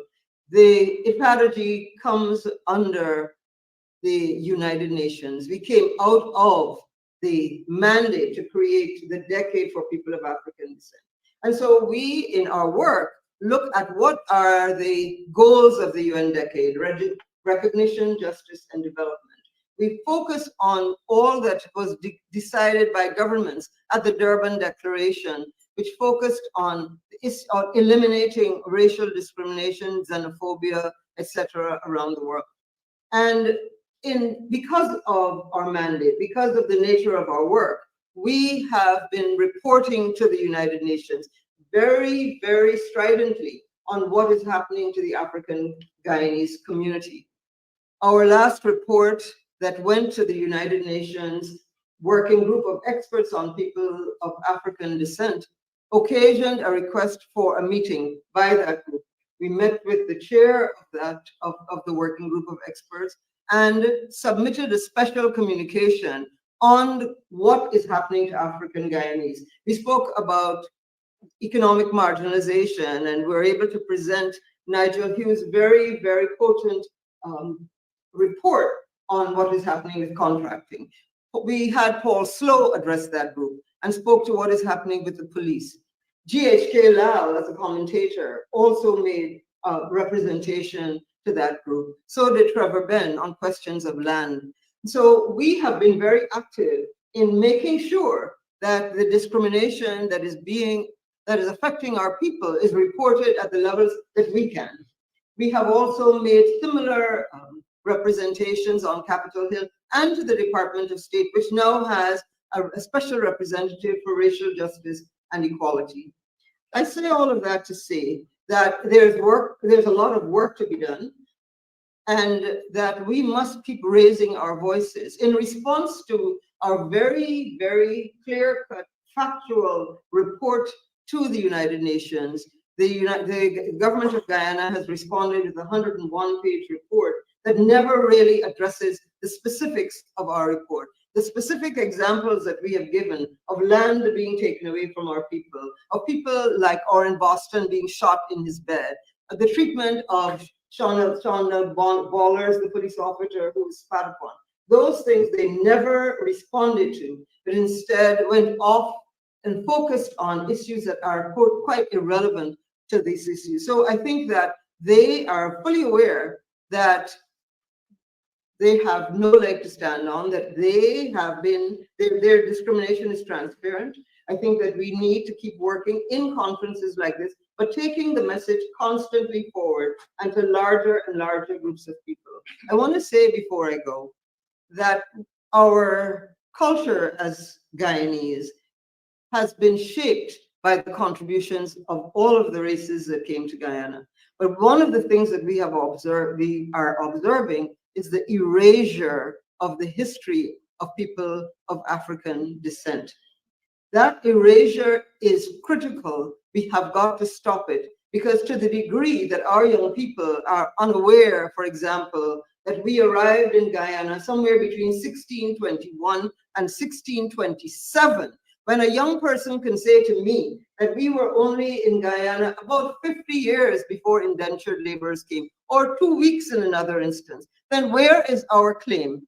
So this claim for reparations has to go side by side with an education of our people so that we are clear about the purchase of land, the purchase of plantations that are now villages on which we live, etc. The loss of land to a railway system that went all the way up to Rossignol, all the way along that railway line. Land was taken from people of African descent for which they were never compensated.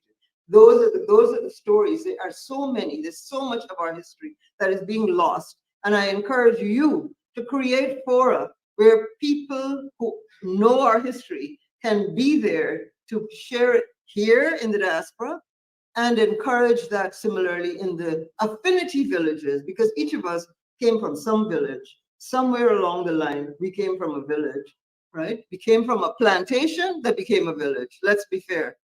So let us be sure that in all of this work, that the history that makes us who we are, that the history that stakes our claim to being in Guyana and to the equity that we should enjoy, that we have the history and the knowledge to support it. Thank you.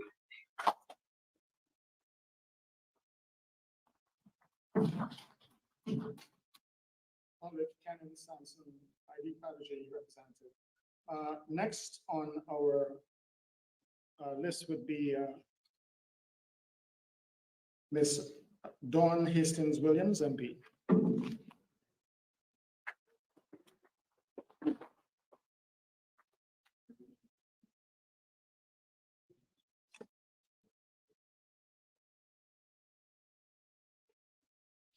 Thank you, sessional person. Good afternoon, everyone. Arbenai Nyarumang. How are you? It's a pleasure to be here in Akawayo.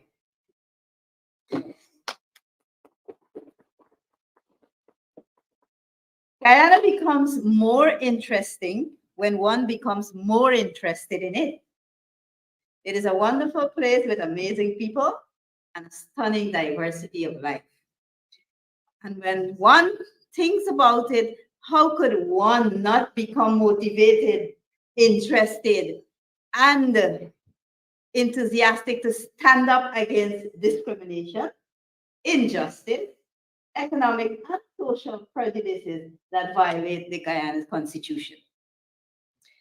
The indigenous peoples of Guyana is made up of 9 nations who make approximately 12% of the population.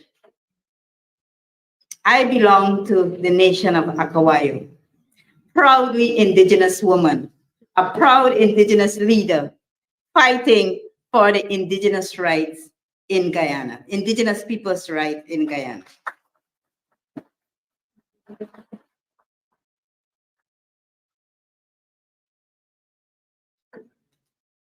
I must say to you, I said Guyana is filled with wonderful people and different diversity. That's the indigenous people, the Africans, the East Indians, the Portuguese, the Chinese. We all are living together in one beautiful country. As our national motto states, one people, one nation, one destiny. And I think God has blessed Guyana with that. It's a blessing that we must acknowledge and that we must cherish as Guyanese, whether you live in Guyana or in the diaspora. And so today I want to say a little more added to what my colleague said about what is happening in Guyana as it relates to the indigenous people, the plight that the indigenous people are facing today. Presently, it seems to be, or it appears, that the rule of law is selectively applied, especially to those who are not in the supportive of the government. For instance, there is a typical example. There's one example when a senior government minister was allegedly reported to have raped a young, aspiring indigenous young woman. You may have seen you on the protesting line along with Ms. Simona Brooms and others. And we want to thank the Guyanese who came out on that protesting line to join us to stand up and fight against discrimination and injustice. And that happens throughout Guyana from regions 1, 7, 8, 9, 10, 3, 4, 5, and 6. And you know, allowing the senior person to get away and not being punished as anybody else who would have done wrong against the law. You know, that in itself, where is the justice for that young indigenous woman? Where was the justice? So, in my view, and in the view of all other Guyanese, he should have been allowed to go to the due process of going to court. He could not have been found guilty until he was tried, but that did not happen. And that seems now to be the new way of how things are being handled in Guyana, and which we condemn and which we know and we feel is not the right way. The indigenous people are the first people. But let me tell you, even though they're the first people, they are not being treated as the first people. They're being treated like the minority. Today, the resources that comes from the oil and gas and other natural resources, there is a big gap of social and economic development between the coastland and the hinterland. And the indigenous peoples, the majority of the indigenous peoples live in the hinterland. And so you will know what is happening at the moment. It is not being trickled down to them, even though they are seen as the guardians of the forests. You know, while growing up, when I was attending school in the city of Georgetown, we were called the children of the forest, or the daughter of the forest. You know, when I go and walk on the street, they say, hey, look, the little daughter of the forest. We are still the guardians of the forest, but our rights as the protectors and the guardians are not being respected at this present time. For example, all the survival of the indigenous people depends on the resolution found to the problems that they're experiencing presently on their land, the tenure of their lands. I will refer to one example of the Chinese landing incident.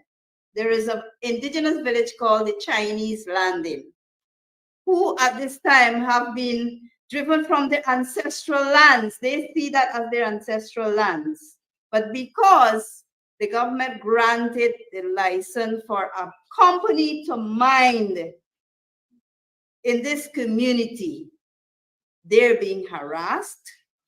They're not allowed to do their cultural fishing, their way of life, which is going on hunting and fishing. And we must be educated that the Constitution of Guyana allows the indigenous people to do artisan mining, which is a small scale mining. But because of this incident, they too now have been prevented from doing that, even though it is legal in the Constitution of Guyana. There is a need for the revision of the Amerindian Act, which at this time, there is a clamoring by the indigenous people for the revision of this act. This act is the one that rules, you know, the life, the way of life out there. But it is found to be weak because of the same Chinese landing matter, which was taken to courts, which went all the way to CCJ. And it was ruled in favor of the miner against the wish of the indigenous people. And so it is not only the Blacks or the Africans, the Indo-Guyanese, but now they're coming to the indigenous peoples of our country. So I am very happy and I am pleased that I have been invited to come to talk a little about the plight that the indigenous persons are having at presently. And I'm asking that the recommendations that we are making on behalf of our indigenous people as it pertains to their land tenure, as it pertains to equal social and economic development, we're asking the GCID and the Caucus of Black Congress to, to take these matters, and we're asking for your support so that our indigenous people of Guyana can also feel that they are a part of Guyana and that they are entitled to receive every resources that comes, whether it's from gold, diamond, timber, oil and gas, and now you have the carbon credit, of which the indigenous people are grateful. But we prefer, the indigenous people prefer the government of the day to follow the ethic, which is free, prior, and informed consent. What is happening today? The government of the day is bypassing the legal leadership, which is called the Two Shows Council, the National or the Village Council, of which the Two Show is the head of a village. The National Two Shows Council was reconvened not too long ago. And you know what? Few of the Two Shows were called to Georgetown just before the National Two Shows Council conference began. And they were told, allegedly, they were told that this meeting must not be a meeting of complaints, but it must be a meeting of compliment, telling the people so much the PP government has done for the indigenous people. That in itself is an insult to the intelligence of the indigenous peoples of Guyana. And to close it, I also want to mention the horrific incident of the Madhya Downs fire. It is the responsibility of the government of the day to ensure that when parents allow their children to leave their comfortable homes to attend or to gain a secondary education and are placed in a dormitory, it must be a home away from home.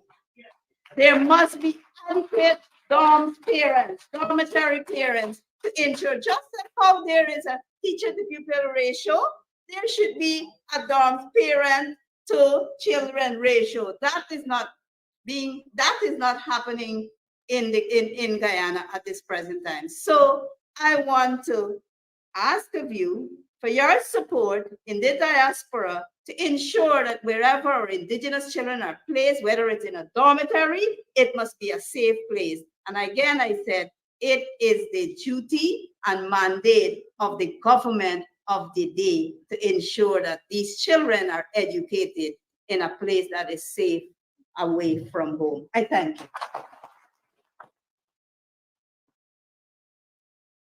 Thank you so very much. Next up, we'll have Mr. Ganesh Maipal, MP.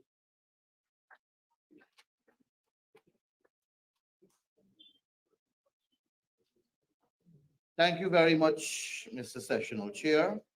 And he just whispered to me that because of my handsomeness, I have 35 minutes. But I must say to you that the 6 presenters before me used 30 of those minutes. So in my 5 minutes, I would like to start by reading what Article 147 of our Constitution states.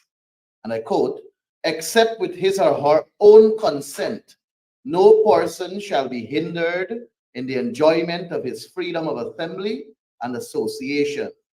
That is to say, his right to assemble freely and associate with other persons, and in particular, to form or belong to political parties, or to form or belong to trade unions or other associations for the protection of his or her interests.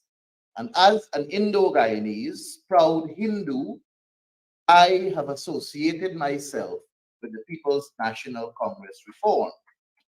And I do so proudly. And I want everyone here to know that there are many Indo-Guyanese who have an interest in the People's National Congress Reform. But because the People's Progressive Party seems to believe that East Indian Guyanese belong to them, and they operate in a manner where they discriminate once you are not with them, we also feel the brunt of their disrespect and their behavior towards people who don't support them. So as much as openly the People's National Congress Reform has a base of Black Guyanese, I say to you here proudly that we also have Indo-Guyanese on our side. And my sister, Dawn Hastings Williams, was clear to let you know that we also have indigenous people on our side. The point to note is that the pressure we feel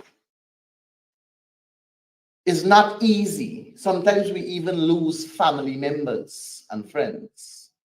I had the privilege of being in Canada, and from Canada I came over here. And it hurt me to know that some people whom I have associated myself with for years growing up as a child was willing to meet with me, was willing to engage with me, was willing to take me to dinner, but they were not willing for me to put their picture on social media because they fear being targeted by their very own community in Canada. And the same is in here in America too. I know from experience coming to America that friends whom I have in the Richmond Hill area don't want to be seen with me because they fear their very own neighbors that are associated with the PPP. But I will continue to fight this good fight because I do not belong to the People's Progressive Party, and I have a right to choose which political party I want to associate myself with. That is what my constitution in my country assured me. I have said umpteen times, I am not in politics to be loved by everyone. In fact, I don't want to be loved by no one, but I want to continue to serve everyone, regardless of your race and regardless of your affiliation. I'm bothered by the David Patterson saga. And I want to know, how is it that he even reached on a no-fly list in the first place? I know that there are people like Bharat Jagdeo who was arrested. Was he placed on a no-fly list? I know Irfan Ali had 19 fraud charges to his name. Was he placed on a no-fly list? I know of Anil Nandalal and the allegations surrounding the law book. Was he placed on a no-fly list? I know of Ashdi Singh. Was he placed on a no-fly list? Look at Dharam Lal. Was he placed on a no-fly list? Look at Dharam Kumar Siraj. Was he placed on a no-fly list? Look at all the others in the People's Progressive Party that committed and are alleged to have committed more heinous crimes than what they want to associate David Patterson with. And the question is, were they placed on a no-fly list? Perhaps the best apology that Hickins can give us is his resignation. That is perhaps the best apology he can give the Guyanese people at this point in time. Because that sloppy excuse, we will not be simple in thinking that that is what they wanted to do. I want to say to you that when you look at the way the tender board operates, and when you look at the regional tender boards, how they were formed, you are forced to conclude that this administration is a colorful book with no proper pages for us to read. The point to note is that the regions in which the APNU-AFC won, the composition of those tender boards were done by the regional executive officers whom the PPP installed. So regions 4, 7, and 10, they did not follow what is outlined in the Procurement Act of 2003, and that is that the administration, which is governed by a regional democratic council, should nominate their 2 people. So all those councillors that we have in region 4, 7, and 10, they are supposed to sit at their meeting and they're supposed to nominate 2 people that they believe are fit and proper to sit on the regional tender boards. Instead, the REOs who were installed by the PPP submitted 2 names to the National Tender Board and they were appointed. But when you examine how it happened in regions 1, 2, 3, 5, 6, 7, 8, and 9, they went to the board, they went to the Regional Democratic Council. They had a Regional Democratic Council meeting. They nominated their 2 people. They adopted the minutes. They verified the minutes, and those names were accepted. I am proud to say to you that for the 5 years I have been in the government with the APNU-AFC, we did not discriminate communities. We did not sideline communities from development. I can say proudly there are many communities that I know voted outright for the People's Progressive Party and have done so all my life. But under the APNU-AFC, they understood what is asphaltic concrete roads. They didn't get it for 23 years from the PPP. Wakenham and Legwan are living examples. They knew what were reinforced concrete bridges, better infrastructure, improvement in the hospitals, school system, a more conducive environment. We left a good record. We left a good record. We did not have oil resource. Had we had oil resource, oh my. But I want to say to you that the People's Progressive Party is utilizing the oil resource that we have now for their friends, families, and favorites. And once you can sing their tune and dance to their music, whether it's out of time or in time, you can guarantee yourself a big contract. And we know of people, Sherrod normally say boredness, $980-something million in a contract. And I am hearing also that a minister, an ex-minister, is also the recipient of a big contract. I'm still gathering that information.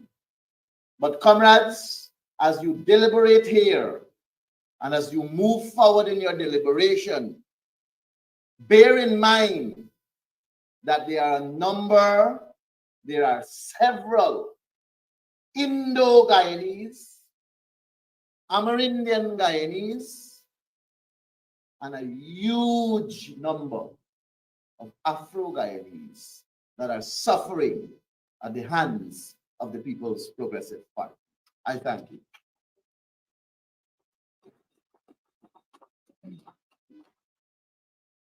Thank you, Mr. Hanson and Ms. Maripol.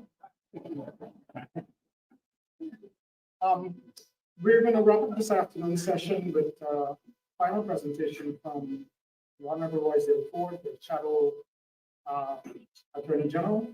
I'm going to have him come to the podium. I don't believe we'll have time for questions after. We may be able to, maybe one or two questions after he's done, but I think the word is that we have to get out of here. But before you leave, I just want Rickford and Ms.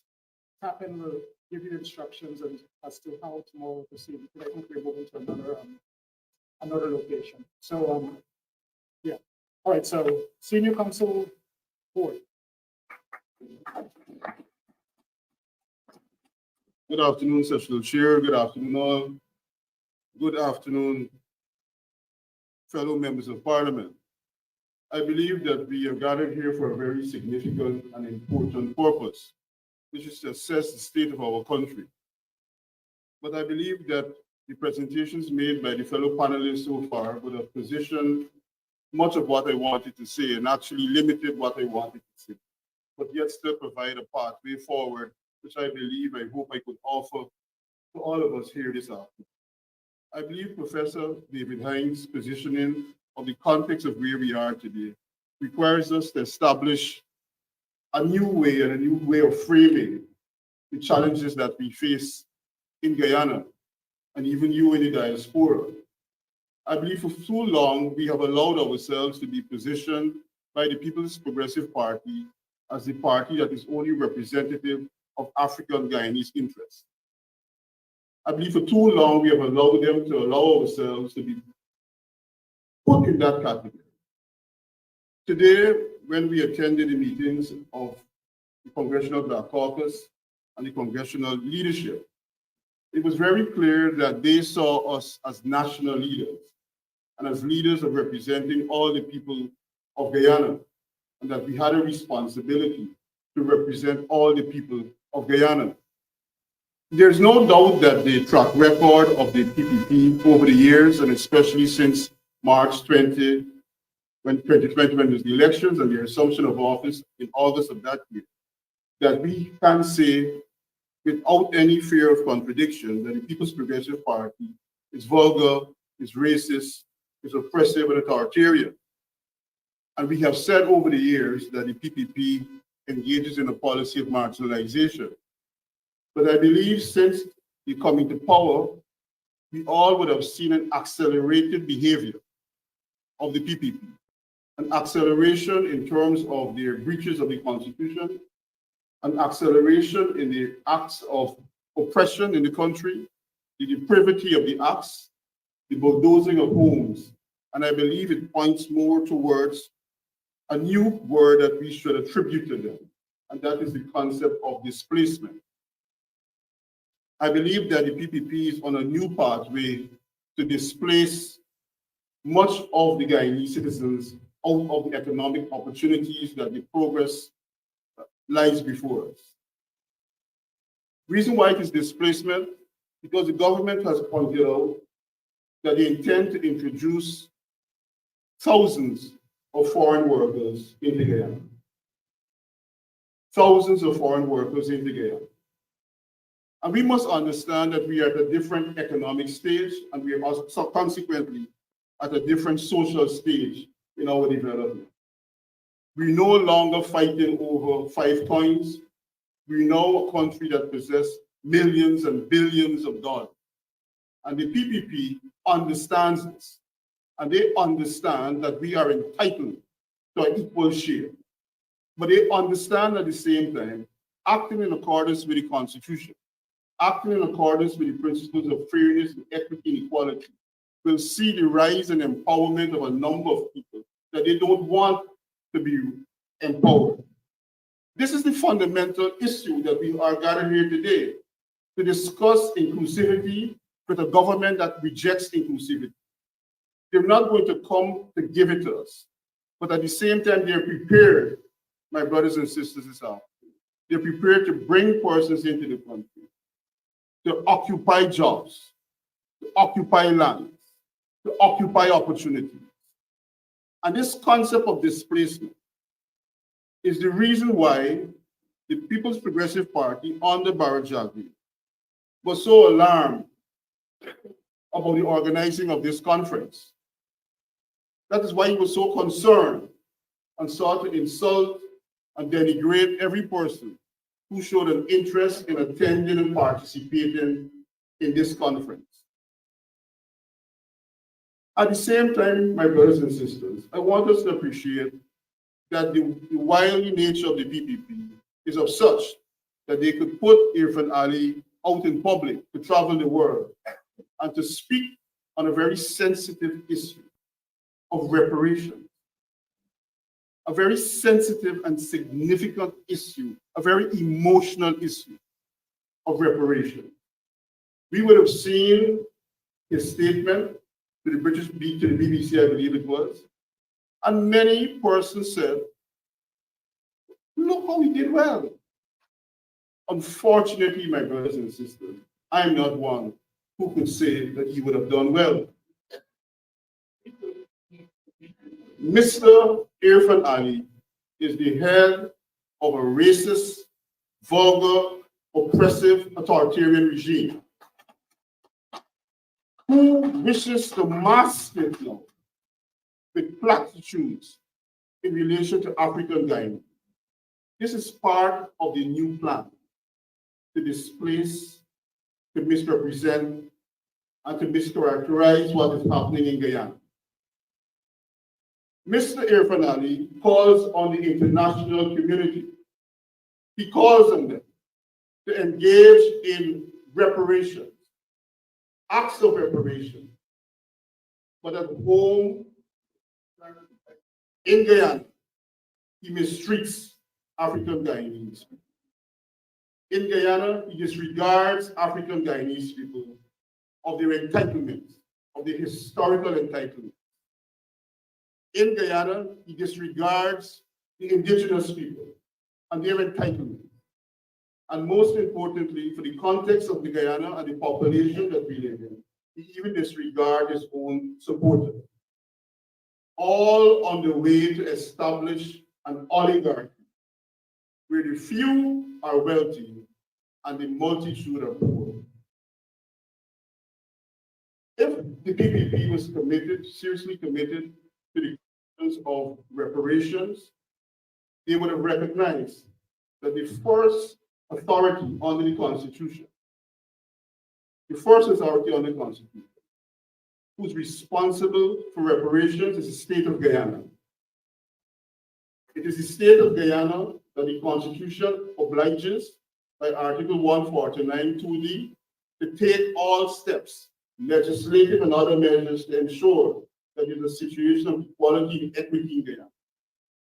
It is the same Constitution that Irfan Ali swore to uphold. It is the same Constitution that was put at the last constitutional reform process that included Article 154A of the Constitution, which provided that Guyana was a signatory to every international convention, and especially the convention of the International American Association and the Charter and the Convention, which is attached to Schedule 4 of the Constitution, that places Guyana under an obligation to ensure that there is no acts of discrimination. So we have a constitutional system. We all know about Article 13, 14, and 15 that provides for equality and inclusiveness. We have a constitutional and legal framework for which this government and Irfan Ali was committed to equality, genuinely committed to equality. The acts are necessary for them to start doing. When we measure the talk, it's plenty, it's deep, it's full, it's fantastic. But let's measure the substance. The Constitution of Guyana was created by people who were the successors of people who suffered. The Constitution was not meant to be an arrangement of words on a piece of paper to perpetuate injustices. It has everything inside that is necessary from a legal point of view to establish a proper, functioning, equitable society, except the will which must exist in a government. And we can never find that will in the People's Progressive Party. We have to force them. We have to force them internationally, which we have started today by this trip, and I thank the organizers for it. But we must also start doing it by changing and putting in place the necessary mechanism which will limit their terms of office. We can't go forward in an arrangement where, under the Constitution, the President is required to engage in consultation. The Constitution is built on two fundamental principles: in an inclusionary democracy and consultation. And in every instance where the Constitution requires consultation, Irfan Ali has refused. Every instance he has refused. We have the situation of the Chancellor and Chief Justice, likely and should be filled by the two distinguished African Guyanese women who are currently acting in those offices. For the last 6 years, they have refused. We have filed a court matter, and the court has ruled. That I just want to repeat it so that we will be on the same page. And this is the ruling of the court at paragraph 43. The court says, for too long, Guyana has been without substantive office holders for the top two positions in the judicial arm of the state, a situation which continues to be untenable and unacceptable to the citizenry and inimical to the independence of the judiciary that the supreme law of the land provides for. Any further delay in commencing this process should be eschewed so that this significant block on Guyana's otherwise impressive judicial and legal landscape should not be perpetuated any further. The court went on to make an order compelling Irfan Ali to engage in consultation, and there should be no protracted or further delay in complying with it. 6 months to the date has expired, and he has done nothing about it. I want to brief for your consideration another important failure in relation to consultation, and I believe it's the most important one and relevant for the purposes for which we've gathered here today. The Constitution, again, Article 212.2, established the Human Rights Commission. This is a very important body, and the way to set it up again is by consultation, and they have refused to engage in consultation. But why is this body so important? It is important because you heard one of my colleagues, a fellow panelists this afternoon, point out that there's a paucity of information and data. And today, we were requested again to provide data of discrimination and marginalization by representatives, which we will do. But I want to show the diabolical nature. I want to show the fact that the government of Guyana, as the PPP, functions not in an accidental manner, but is a pure, conceived, wicked plot. This commission, established under the Constitution, is empowered to engage in studies of marginalization. You hear me? This commission is the commission that is set up under the Constitution to engage in studies, make reports, investigations, make assessments of marginalization, inequalities in the country. So we have a situation in Guyana where a leading businessman publicly stated that he went to a bank to get a loan, and the interest rate that he received was significantly more than comparative Indian businessmen received. There was not a word coming out from anyone in the country. Comparative, they didn't like to talk. The governor of the central bank, the minister of finance, not a word. There are people who are suffering and can't get access to loans. There are people who would go and prepare documentation and leave them, and their ideas are gone off. I know personally as counsel representing people who sought to be registered as auditors. I believe if we have 4 registered or chartered auditors or accountants who are African Guyanese, as a matter of fact, I go brave enough to say non-Indians, we have a lot.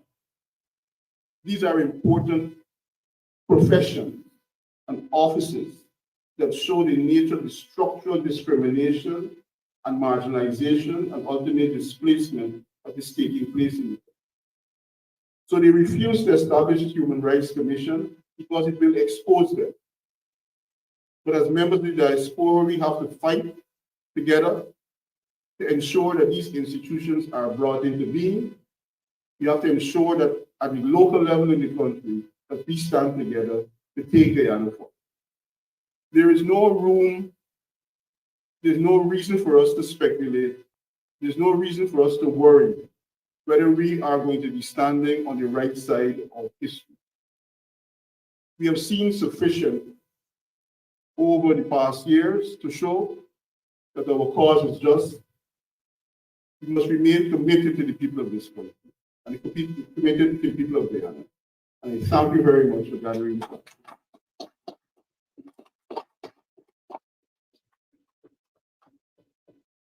Thank you. I'm going to actually refer to get to the podium because apparently there are going to be some changes with respect to where we have the final presentation. Okay, so we have been given an extension. So because we want to make sure we accommodate all of the people through all the way here to speak. So if you guys would bear with us, we want to accommodate everybody. We want to go according to the program. So we have been given an extension and we will continue to go. We particularly wanted extensions so we could have adequate time for discussion, question and answer, and interaction. Yes, right here, right here. No, you don't have to. Okay, so what we can do now is perhaps entertain maybe 3 or 4 questions for the panel. I see Abiose, who's still over here, so if you can get on the microphone, please.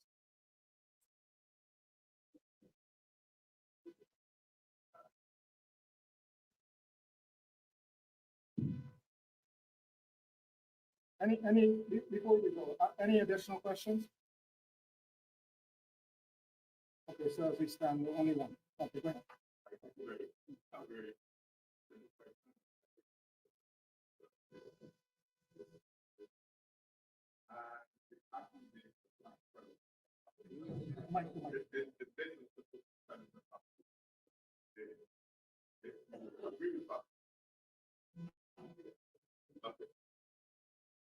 So I'll repeat. I have a question and direct political. Based on the political premise. If you agree with the proposition, then you can offer it. If not, simple no. Okay. If you recognize that the full nature of the symptoms of the society, you might be best able to accordingly prescribe a solution, right? So, how would you characterize the situation in Guyana? Firstly, is it an apartheid state? Is it a dictatorship? Is it some other possible political structure or so? Now, Council 4 has hinted a possible response when he alluded to an autocratic or authoritarian.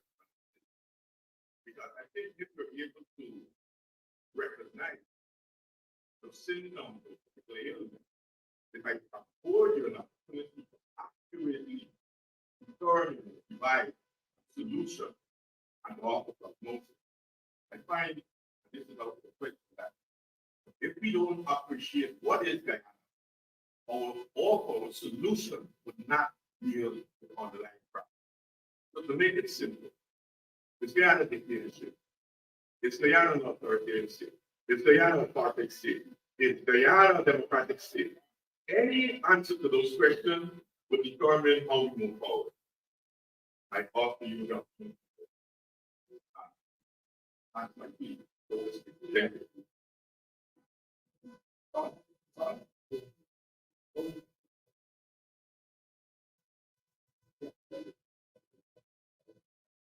you. Yes. See, Guyana shows sign of all those things. Because It's a democracy in form. You know, it still has a constitution, it still has a parliament, and all of those things. So it's a democracy in form. But it's a new state that is developing. This is my point.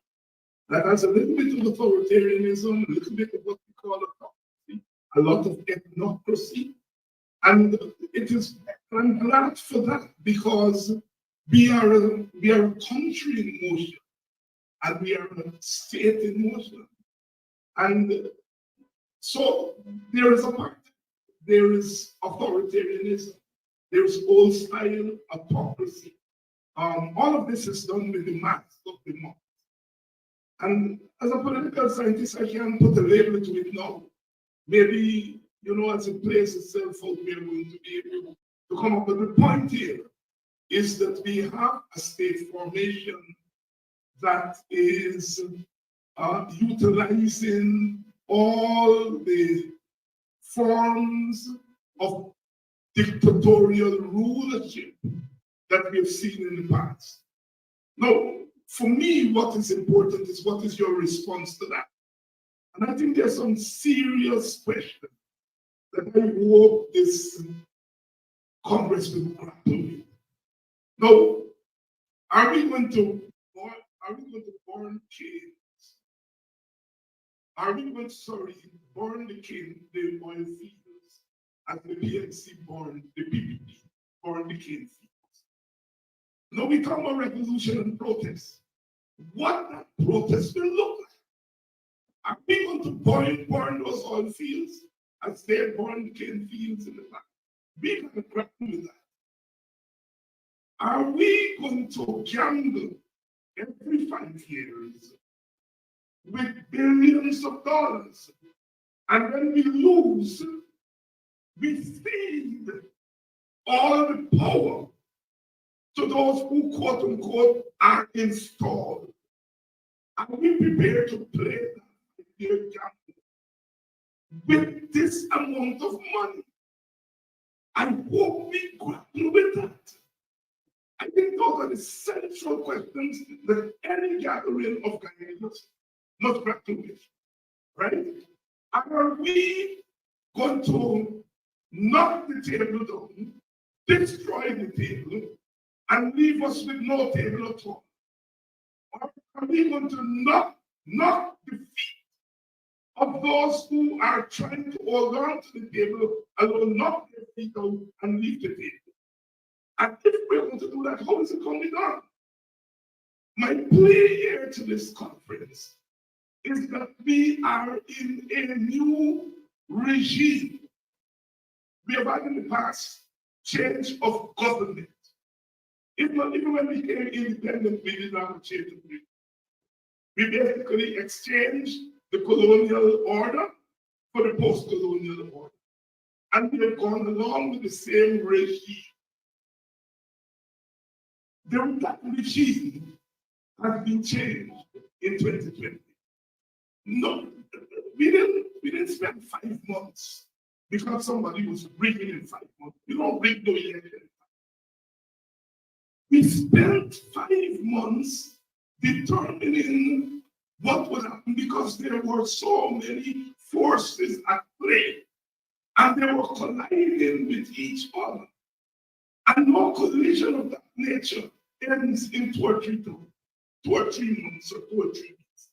It took 5 months, and unfortunately, I have news to you, it's still going on.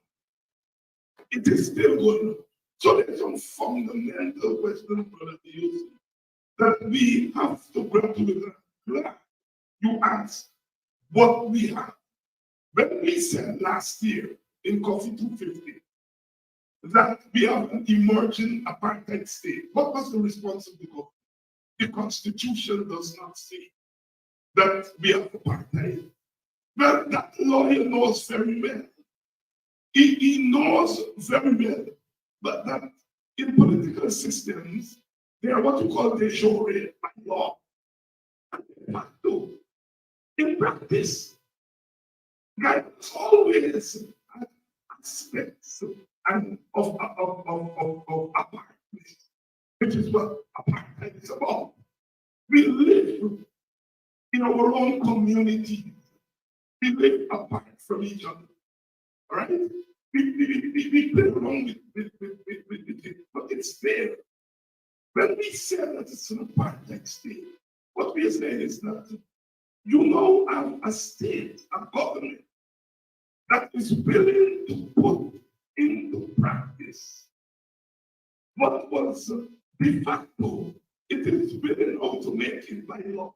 And we know the PPP don't rule by the rule of law. They rule by circumventing the law. And so they are engaged in apartheid by circumventing the law. And instead, in a sense, we sometimes they say the lawyers say the law is a trap.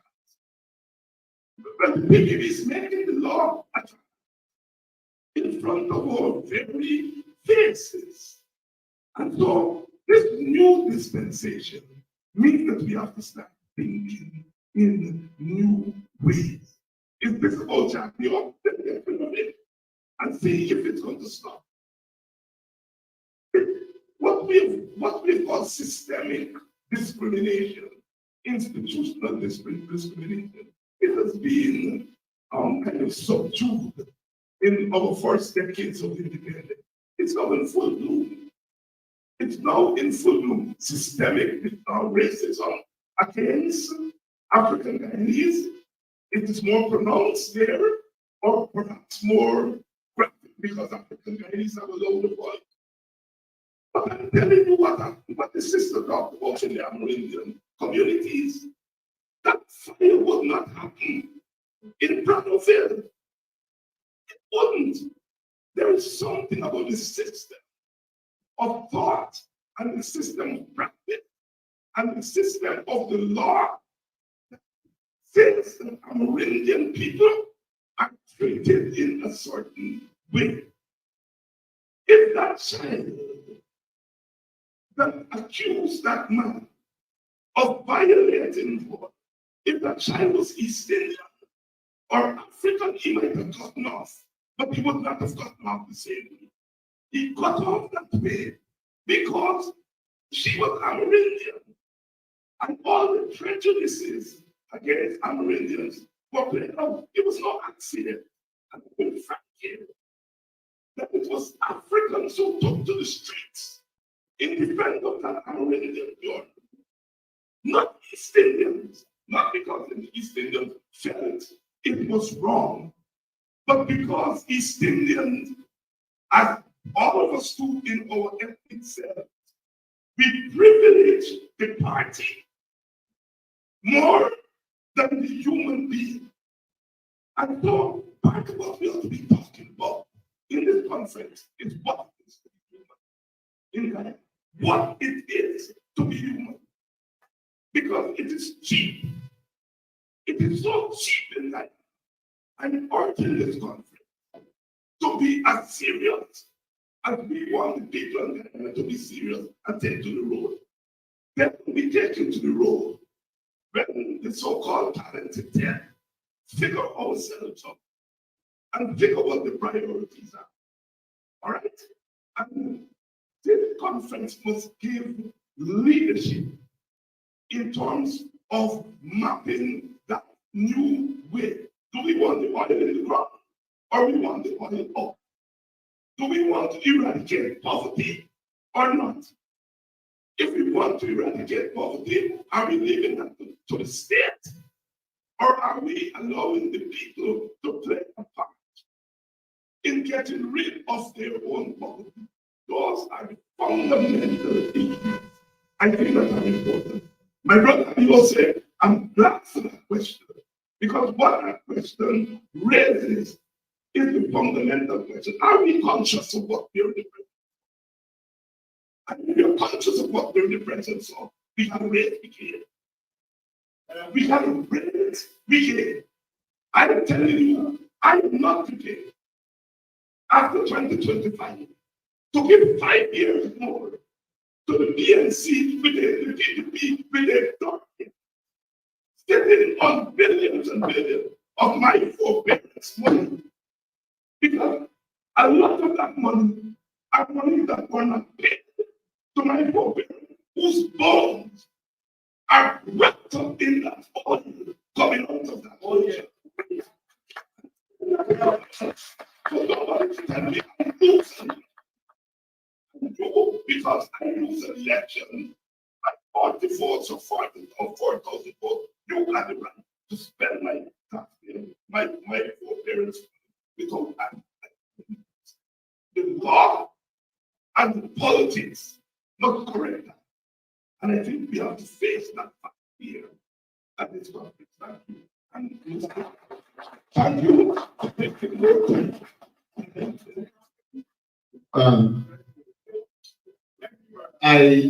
I will say, my friend, I think the question has a certain unfair character in it because it pits one against the ultimate is dictatorship. You have authoritarianism in which the authority of the state is used to achieve your objective. And so we have seen elements of authoritarianism in that. And then you have totalitarianism, where there is an attempt to ensure total control of your political, economic, and social life. You can see this authoritarian regime moving in the direction of totalitarianism. And then you have the extreme of dictatorship, where you use the authority, you're in total control, and to get that control, you use force in the military, which is what really carries you to the end of the dictatorship, whether it is fascist, military, or otherwise. We are also seeing in Guyana the use of military force against our people. So where do we go? We have to look at the underpinning philosophy. I come now to the question of apartheid. A lot of times when we talk about apartheid, we talk about South Africa in which people live in separate locations. But is that what is being questioned in Guyana? What is being questioned in Guyana is whether the philosophy underpinning apartheid is being practiced in that. And many there are who believe that as you pursue race domination, etc., the underpinning philosophy is the same as apartheid. And so as we look at it, we have to recognize it's not a struggle going in one direction. There are a number of phases in the same struggle that we have to confront. And I think Nigel Hughes did touch on it, but in my opinion, he put it the wrong way. So when Jack Deode responded, they talked about a supermajority. But what Nigel is saying is that there should be some form of consociational democracy in which minorities have a power, sometimes called a weighted majority, so that you can be a check on the majority. Remember John Stuart Mill saying that democracy could be the tyranny of the majority. Consociacism attempts to temper that by giving voting power to a minority as a check to a majority. For instance, you can say, let me just give you a classic example. As you reform, you can say no budget could be passed by 51% of a political party. It needs to be passed by, say, 50 and 20, so that you remove the majoritarian principle and replace it with checks and balances that are characteristic of consociacism. And so I'm saying, in other words, all of the things you raise are applicable in that. But there is not one that will describe all elements of that. And what we need to do is to look towards the solution. And the solution lies in some form of consociacism. Thank you for that intervention. I believe there is one additional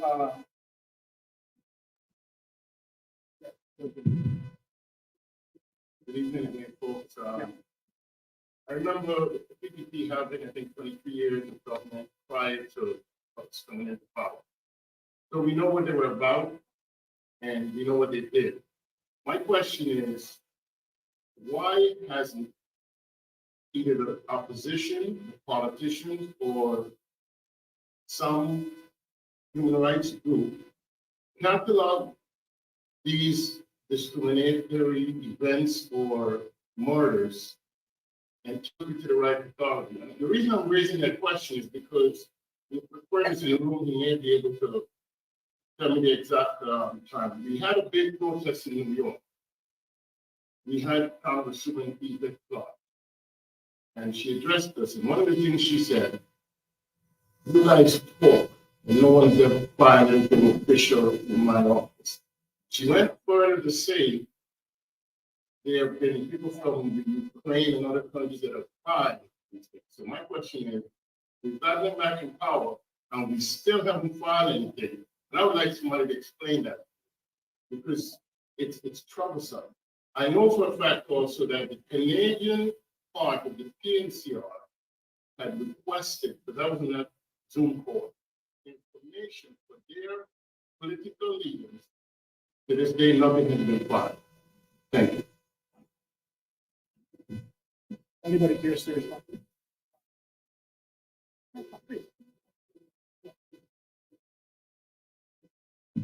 I would just facilitate to another member of my panel. A dossier was completed. There is a document, and I think I still have, of all the murders that were occurred. It was submitted to, I know one time the State Department, and so there exists that dossier that was undistributed. So the answer is that it's very important at any time. And I'd like to take you up on that. I'd like to make you up on that.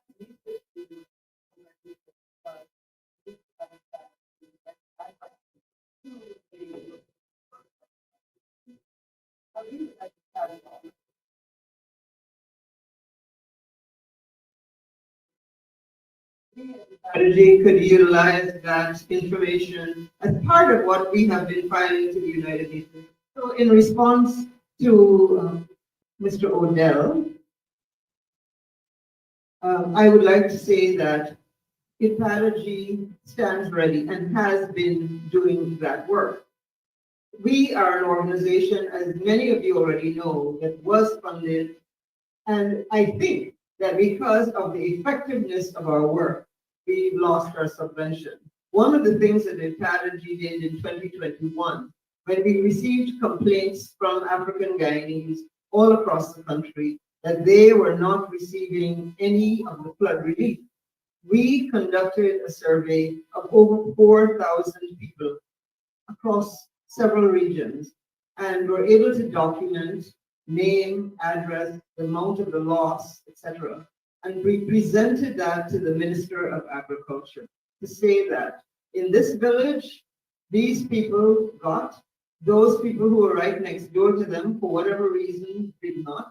And across the board, most of them were African Guyanese. In Region 6, there were many that were Indo-Guyanese that I cannot assume what the reason was that they didn't get, could have been their political affiliation, who knows, but they didn't receive. And we presented that report to the Minister of Agriculture. He even quoted it in Parliament about the work that IPADG had done and thanked us. But I believe that that is an indicator of what IPADG is capable of doing. IPADG is a voice that we have used, as I said earlier, at the United Nations. We have participated at the working group of experts on people of African descent, their public meetings in Geneva. We have participated at the United Nations Permanent Forum on People of African Descent. At the first launch of the Permanent Forum, we were able to send 2 delegates. At the second, we had 5. None of this is out of government money. We don't have any money. It is African Guyanese who are committed, who have gone into their pockets to go to the United Nations and carry our message, make interventions. We have provided to the United Nations Working Group of Experts on People of African Descent information on issues of concern, of the marginalization of the both economic and other, of people of African descent. And those recommendations included the importance of the collection of disaggregated data by ethnicity. And so that is one of the things that I would like for this conference to take to Capitol Hill and for Guyanese in the diaspora to plead with their elected officials. When the United States articulates its policy on Guyana, they speak to inclusion. Inclusion has to be measured. We need to collect the data that speaks to where are the gaps? Where is it that people of other ethnic groups are not faring as, where there's no equality? Let me put it that way. So the collection of data is important in order for us to make the case that you are saying. Questions of the protection of African Guyanese land ownership.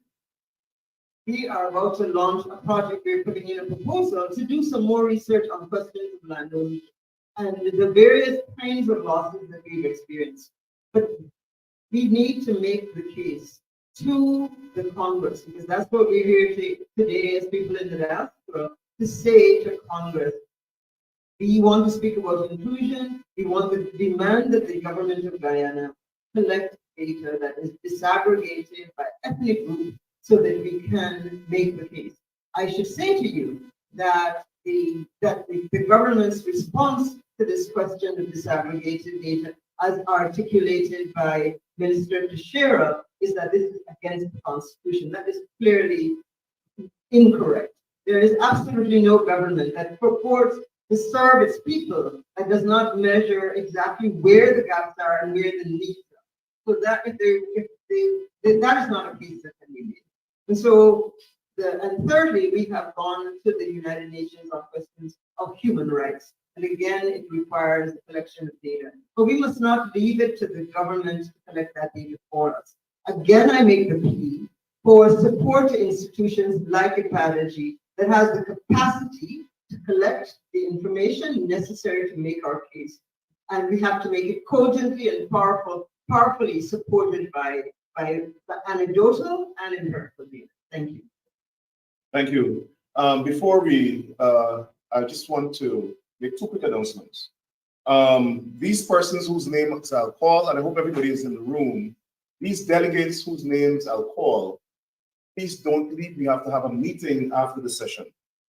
Richard Burke, Ms. Tappan, Edward Matrix George, Attorney Melanie Headley, Novella Noble, Dr. David Hines, Errol Lewis, Amabel Clement, David Patterson, David is not here yet, Sandra Hart, Jose Morgan,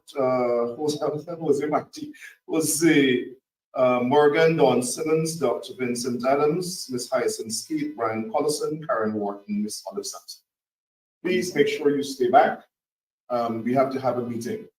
If any of you, any name that I've called, if you did not fill out your registration form correctly with all of the information that we would have needed to submit you for background checks, please do so.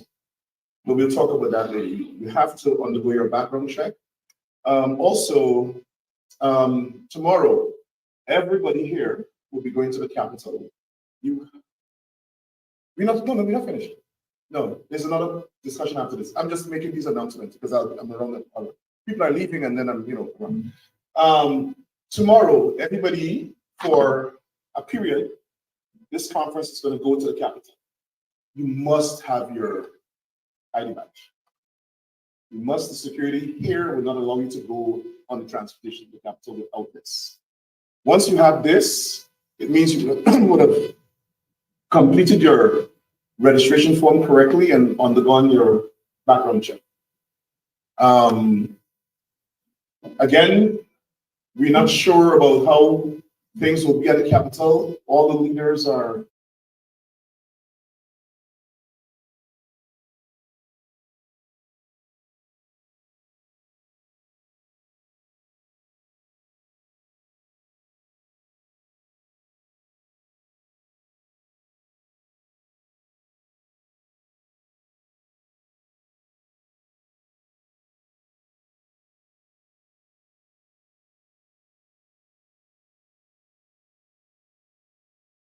the other members cannot come. They have to stay and vote. Once she'll be here in the morning, once she is done, We'll leave for the capital at 1:30. Everyone. There are two different sets of activities. We'll brief you guys about that tomorrow. For those people who are leaving early, I noticed some people leaving. In order to get to the venue tomorrow, you must have your key. You cannot get into the venue tomorrow without your electronic key, which has been emailed to you. So everybody, actually, we need to check their emails because nobody's letting you in, buzzing you in. You have to come scan your key, your electronic key, and enter the venue. Nobody's opening any door for anybody. It's not a kind of situation. You have to have your key. All right? So those 19 people who I announced, please do not leave after this session. We need to have a meeting with you. Everybody in preparation for the visit to Capitol Hill tomorrow must have your conference ID. If you don't have one, please ensure you get one. If you didn't fill out your form correctly, meaning this ID must match your ID. This conference ID must match your government issued ID. So if there's any change with your name, junior, whatever, ensure it's exactly as it is on your ID. It's not changing. Have the registration team change it to match your ID tomorrow. All right? Thank you very much. Sorry about the interruption.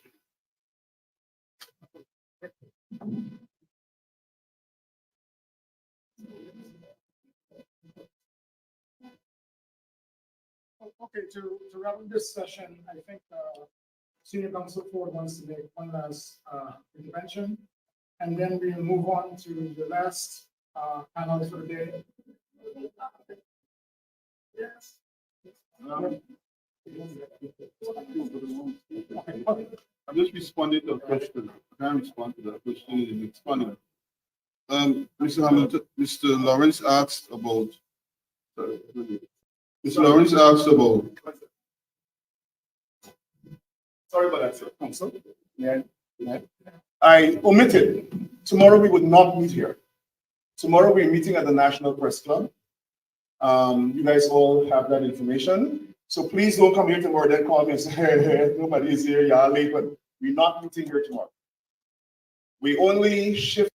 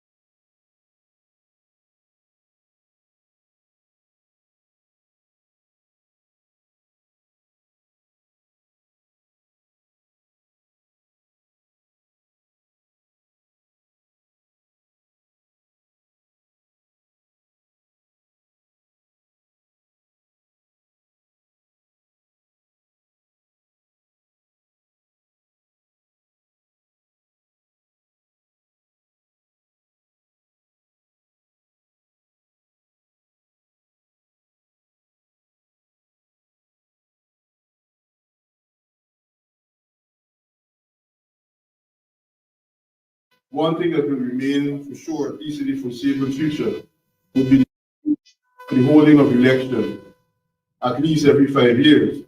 And I believe that one of the things that we raised this morning, I believe that it would be fit and proper for this Congress to consider this gathering, to consider, and that's the question of a new voters list and the need for biometrics at the place of vote.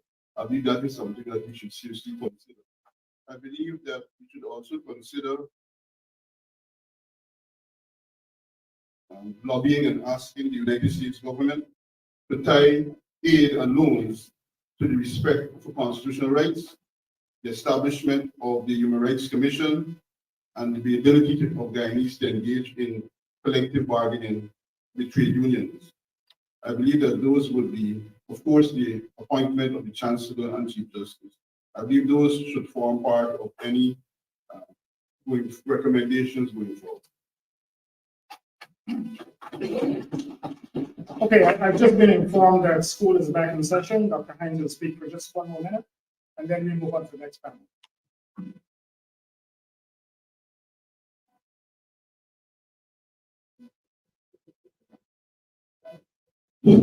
Yeah, I just want to say a quick response to the brother who asked about the dossier and stuff.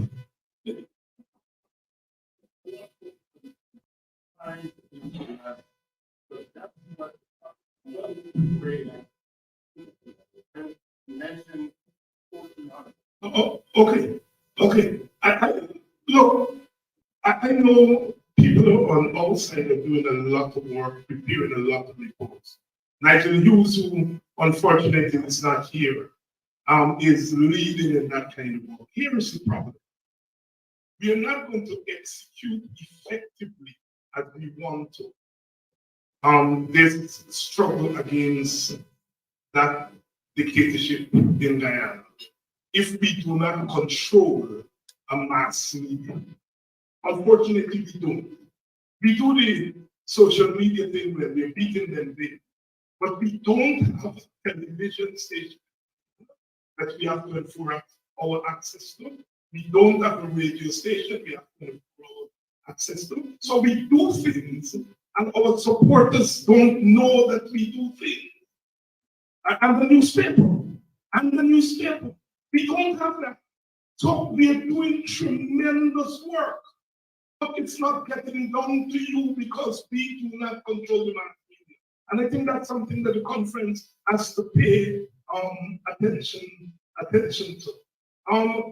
The second thing is that I know of no major struggle in Guyana, in anywhere in the Caribbean, anywhere in the world, where you're coming up against a mighty state and you don't have an all-opposition front that meets at least once a month. The opposition parties as opposition parties don't meet as opposition parties, they meet as parliamentarians. You do not conduct the struggle of this nation as individual parties. We have to have an all-opposition front of parties, and then an all-opposition front of parties, and the so-called, what we call today civil society organizations that are friendly to us.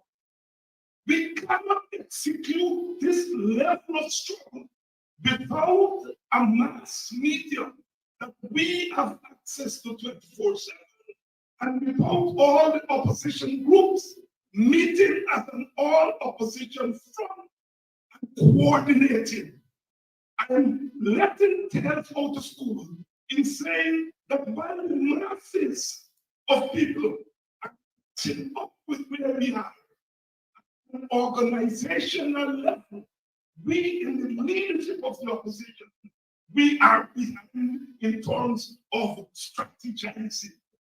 So I just want to lay that on the table. So thank you.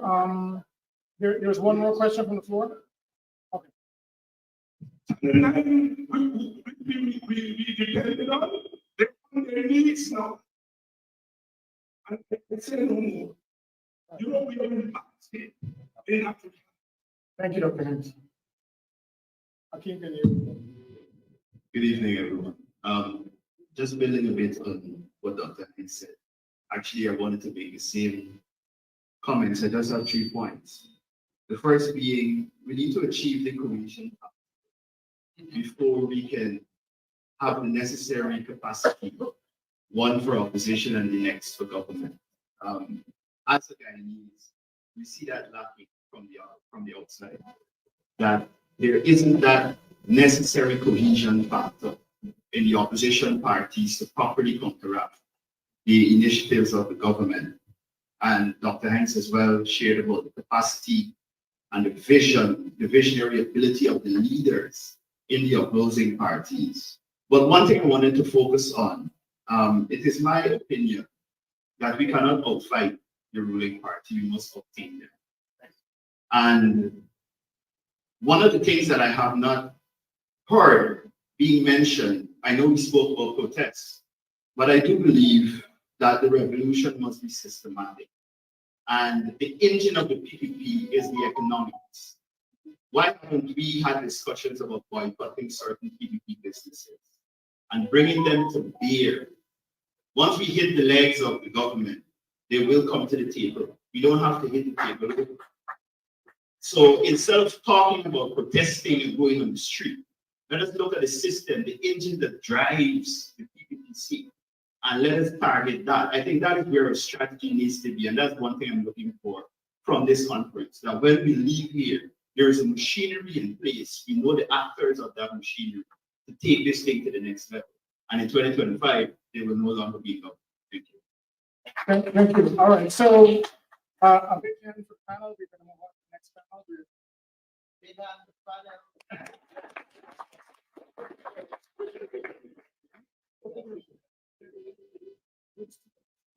All right.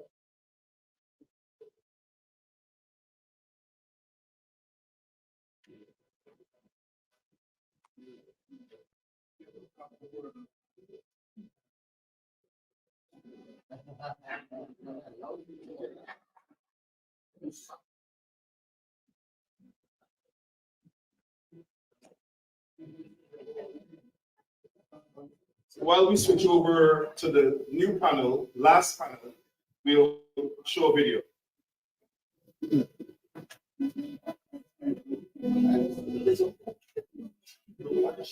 Volume. These history of violence, racism, and terrorism in Guyana. The opposition, give us a sense of how the meeting with congressional leaders went. Well, I think it went extremely well. We were able to identify the critical issues in Guyana. We were able to give them a clear vision of where we want to take Guyana. And I think there was a healthy exchange. We understand some of their interests, where the confluence of interests lies, and we will pursue those issues. Congresswoman Maxine Walters says, we hear you and we understand. What do you take that you mean? That she accepts some of her position, but she also proceeded to suggest that they're both sides to a coin, and that she asked for a clear development plan, which we identify the tenants. We also left with her a document that will give a lot of that information. There's a wider dossier that we would have left that would have put all the issues in context in Guyana. Congressman and Leader Hakeem Jeffries said as part of his intervention that he wants to see inclusivity. They have that hope to see inclusivity as far as possible. Talk to us about that. Well, I think we did point out that there was little or no inclusivity. There's violation of Article 13 of our Constitution. And I think they place it in the context of their society as well, that is seeking inclusivity, and indicated to us that we need to work towards inclusivity. We have made it clear that we are disposed to inclusivity. In our presentation, we have identified the fact that the government fails to be inclusive. They tend to be arbitrary, and they seem to want to control all the political, economic, and social space and just dominate the society. So I think he's aware of that situation, and it is against that background he would have called for inclusivity. Penultimate question. There seem to be a lot of questions too on general elections in Guyana and understanding that. Well, I think they understand the situation. You know that we actually call for a clean voters list in the meeting, as well as biometrics, and to solicit support to ensure that we can get a clean voters list and biometrics. We are of the view that once that happens, you create a playing field that allows for free and fair election. And in that context, we will be the People's Progressive Party. And finally, sir, congressional leaders seem to have an appetite for an opposition plan for governance. Did you think you had a good opportunity to deliver on that? So, but the document we would have provided would have given them clear information on our approach to governance. We learned that parliamentarian David Patterson was not permitted to come. He was stopped at the airport last evening. What are your thoughts? Well, we actually said to the meeting that we saw it as in the normal nature of the government's dictatorial and authoritarian ways, and that it was a deliberate attempt to ensure that David Patterson doesn't get the opportunity to come. And that wasn't the only one. There were other things that they did that were aimed at ensuring that people don't come to this conference. Fortunately, we're here and we were able to point out to them that the treatment of David Patterson is a manifestation of the arbitrary dictatorial way of the government. Holder, alert, push. She got a whole lot of names. And then we have Mr. Darren Wade. We're asking the presenters 4 minutes. 4 minutes, every presentation, 4 minutes. Then we'll take 4 questions and then we'll close up the session. We have a social tonight, and you guys have it in your email. If not, at the end we'll announce it. But every presenter, 4 minutes, then we'll take 4 questions, 30 seconds per question, and then we will close off the session, and tomorrow we'll resume. Thank you. And I'll hand over back to the moderator. Where is he? Go ahead, Don. Good afternoon. Hope everybody.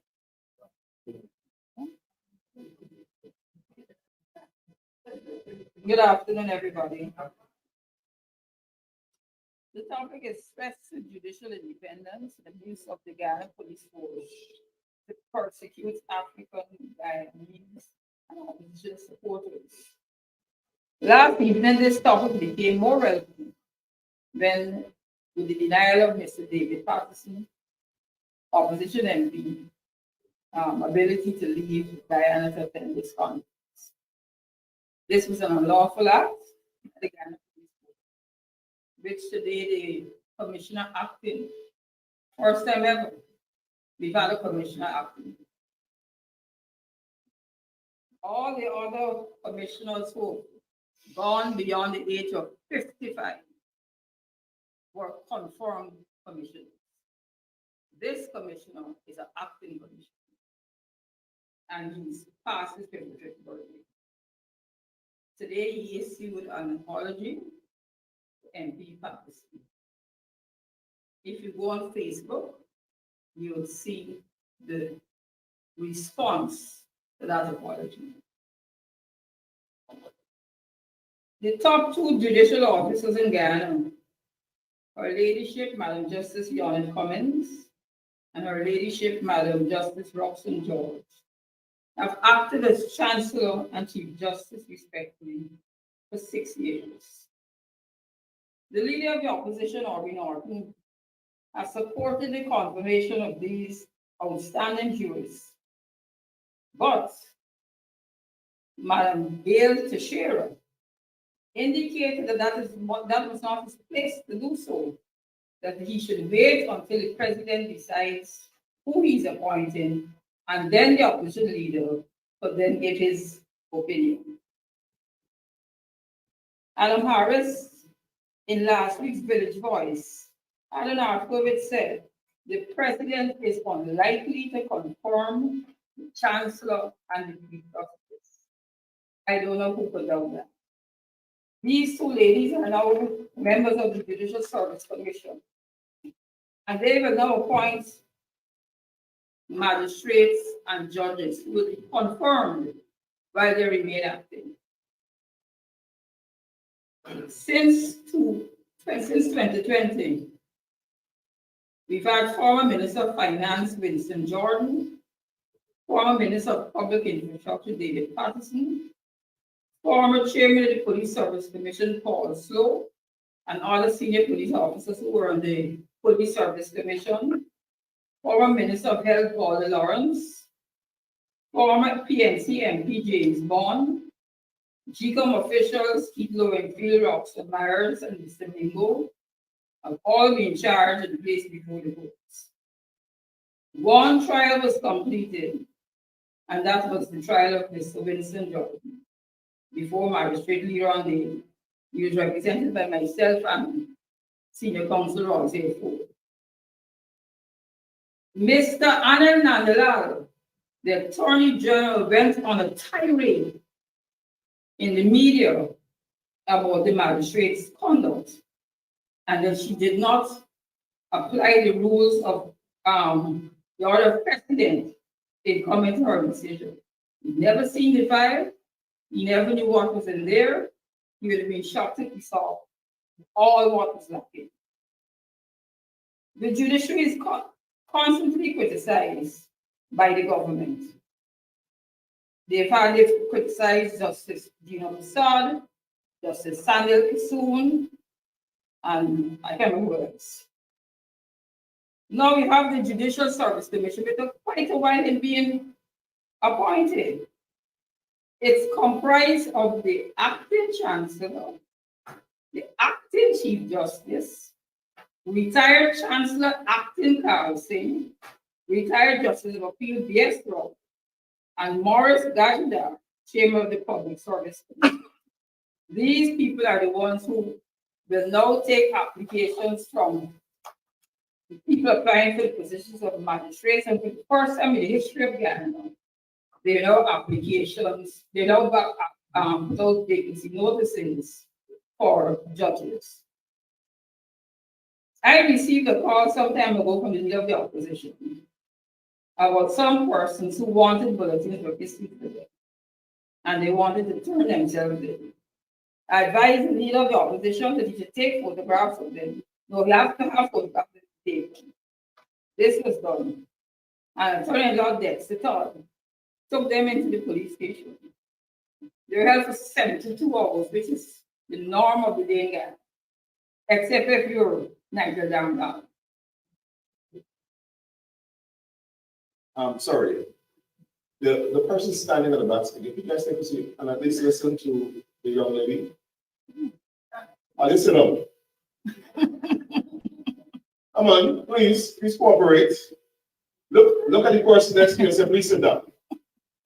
If somebody is standing next to you, and Novella, could you ask those people standing in the hallway to come inside, please? We're wrapping up.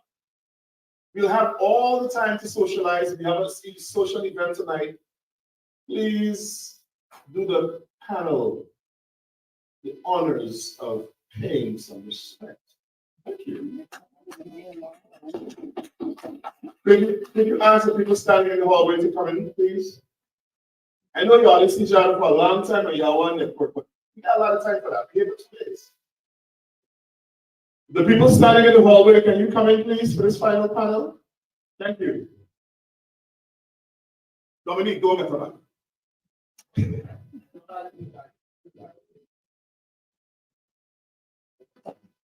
Yes, so they were placed on set. The held for 72 hours because it's the norm now. And then placed on leave. I wasn't sure what they were charged with, but when I appeared at the Sparna Magistrates Court, there were about 15 young men of African descent. The charge was terrorism. Their acts of terrorism was the destruction of stalls at the Monaco market. The evidence in this matter is what is real concern. There was a protest in Haslington where the police shot and killed Quinton Bacchus, a resident of that area. It was some sort of setup operation the police had. So all the residents came out and they actually saw this killing of Quinton Bacchus, and they started to protest. Now these protests, I don't know how many of you have been in Guyana or live in Guyana or live in Guyana. These protests tend to move from village to village to village to village. The police evidence in this matter is of these protesters at Haslington. Their charge is at Monaco Market. I'm not sure how far Haslington, Karen, how far is Haslington from Monaco? Oh, my okay.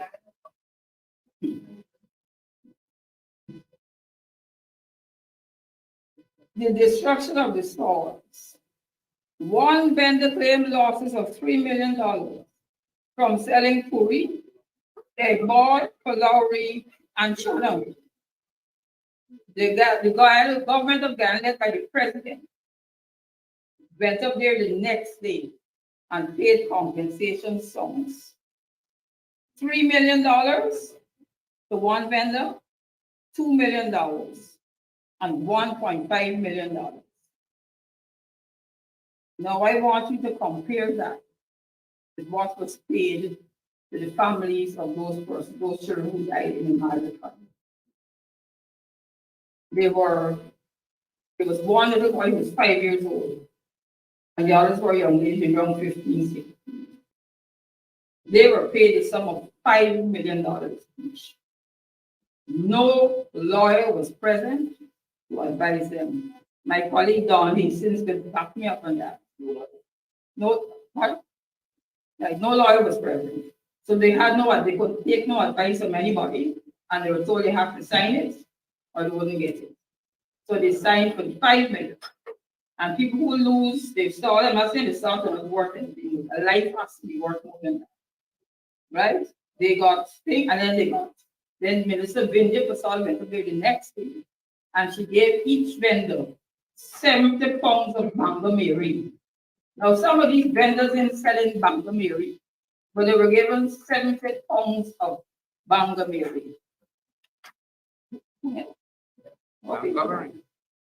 But it's just a matter of the vast difference in how people are treated in this country, in Guyana, is appalling.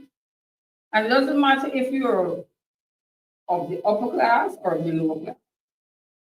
If a policeman stops you and you're black, and you want to ask him why he stopped you, you got problems. There's a lawyer called Ryan Effin Crawford.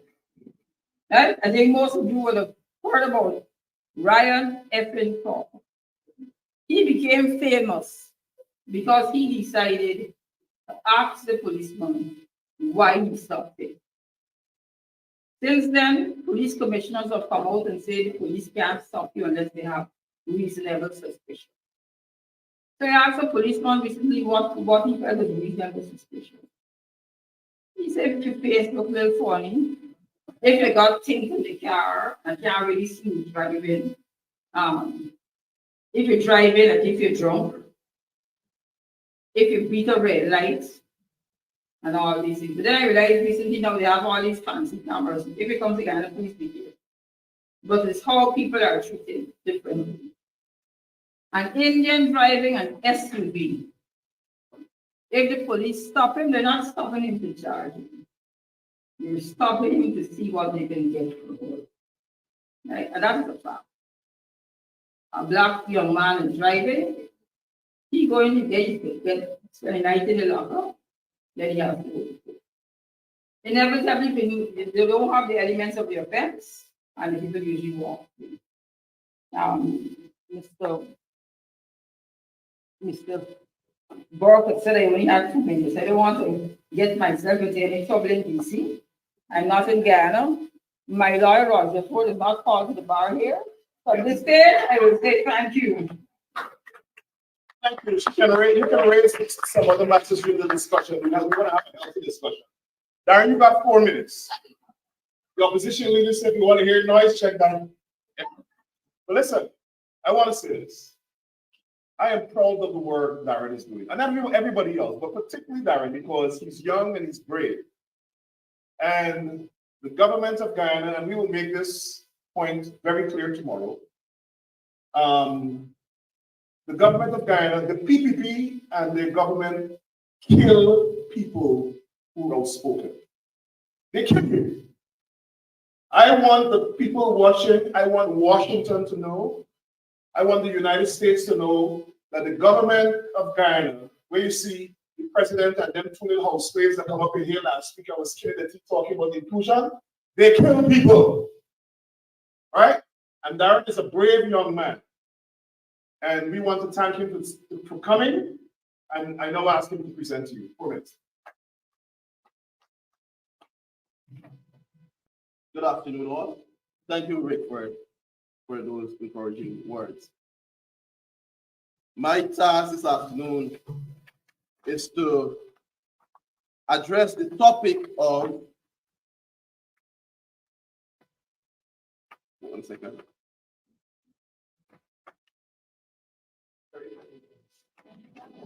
I don't know, I'm not finding the topic. I want to read it. I want to read the topic for a start. Yes, I got it now. threats to judicial independence and abuse of the Guyana police force to prosecute African Guyanese and opposition supporters. In any democratic society, it is essential to have an independent judiciary. In Guyana, for about 6 years, we were out of the Judicial Service Commission. Judges were retiring, magistrates were retiring, and there were no one there to appoint members of the judiciary to fill those vacancies. So what we have in Guyana is a severe backlog of cases. And by having a backlog in cases, very often times, and judges are human beings, matters are rushed, decisions are rushed. And it is the litigants who suffer because of not having sufficient judicial officers. In addition to that, the appointment of persons who sit on the commission tells a lot.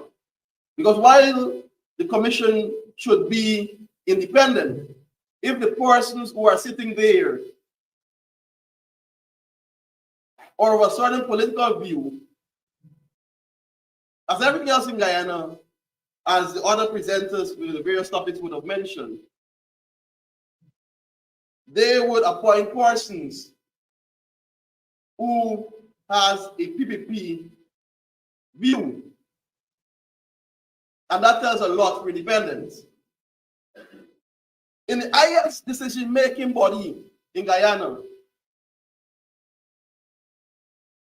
when Comrade Raphael Trotman said that no weapon formed against the opposition should prosper, they were bold enough. Sanjeev Datadin, they were bold enough to stand up and say that they have a weapon. And that weapon is the CCJ. So the people don't operate the rule of law.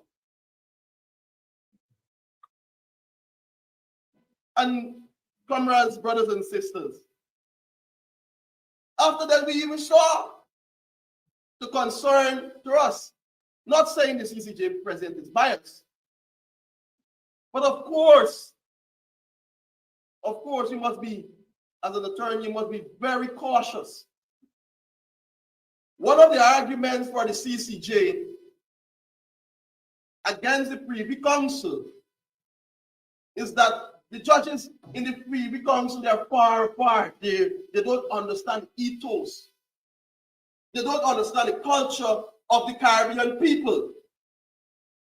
So we must have our own Caribbean judges to run our affairs. So, what's the name of the president of the Caribbean Court of Justice? The Honorable Justice Sanders.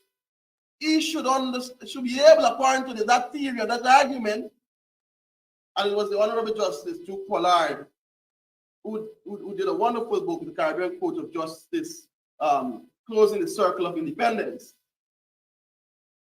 who argued the issue of culture and ethos for the CCJ.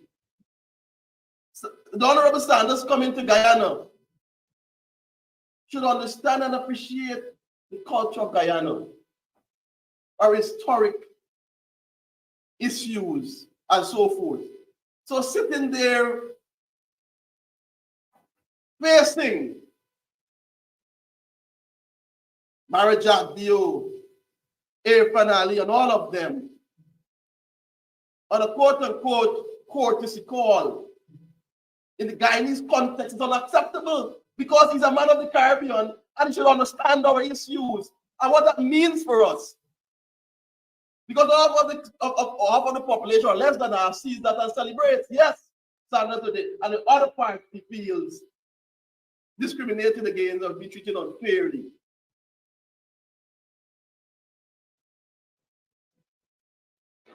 The issue, and I'll not move on to the issue of the police force. There is no secret. There is no secret that the people PPP government is using the Guyana police force to set up political score. There's no secret about that. As many of you here overseas, and back home of Guyana would have seen that I've been on the forefront. I was there when I arrested Roxanne Myers and take her to BV to sleep on the concrete. The stench, the urine, born in your eyes. She has to sleep on the concrete floor for 2 hours.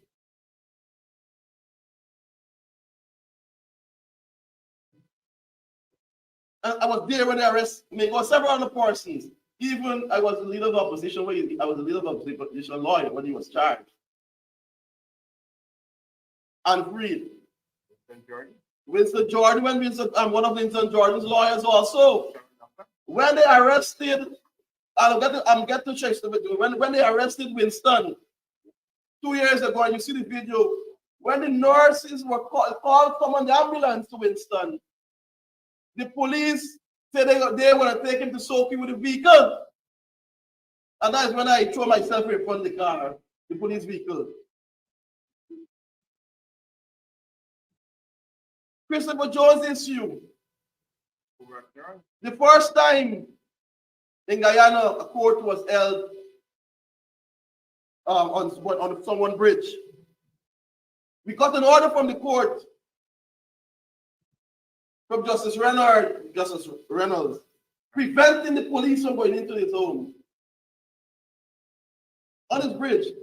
And what they do? They arrested Christopher Jones and took him away. When the crowd went away, they disrespected that judge. And I said it before, and I will say it again. If it was Justice Biaria, Justice the interesting, they would not have disrespected that order. That was a judicial officer who at the time was acting Chief Justice in Guyana, and disrespected him.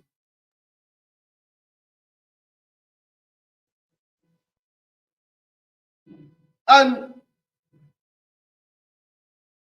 the government are also using laws that were used by our slave masters, used by colonial powers to control us. The CCJ outlined and had a good discussion, I must give them credit, in Quincy McEwen matter. Quincy McEwen and others were transgender from Guyana. And they were charged under the vagrancy provision. And they made reference to several US cases in that matter. One of those cases from the United States was Papa Christo versus the city of Jacksonville. There's attorneys in this room. You've probably heard of that case, where they traced the issue of vagrancy. In Lethem, the PPP took over the party building. Myself, Comrade Don Hastings, we went in there. The leader of the opposition called me in the morning and said, Darren, I would like you to go into Lethem and so forth. And I went. And the comrades were there waiting with us. There you had the police and so on. I spoke to them and so on. And I said to Comrade Hastings at that time, Comrade, they had arranged for us to go at a comrade for a meeting. And I said, Comrade Hastings, no, we go into the building for a meeting. That's right. And when they took back our building, we placed a security there, a comrade from West Police. We're getting to the using of laws that were used by our slave masters and colonial powers, abusing those laws. And the CCJ said that to the government of Guyana in Quincy McEwen matter. The comrade, the brother, the security that we placed there at Lethem was charged as a trespasser. He could not give account at the government building. for himself what he was doing there under the same vacancy legislation. Permit me to read from paragraph 31 of the judgment from the CCJ. And this is what it says. Legal historian and dean of the University of Virginia Law School, Professor Risa Goloff, in her book, has noted, vagrancy laws was often the go-to to respond against anyone who was threatened. Anyone who was threatened, that's the PPP. As many described it during the vagrancy law AD, to move out of place socially, culturally, politically, racially, sexually, economically, and others. Over time, states, locality deploy and retool vagrancy law for use against almost any real or perceived old or new threats to the public order. So when they charge our brother in Letem under the vacancy legislation, they had no justification to charge him. But we must find a reason to charge him, and they use that type of legislation, the trespasser.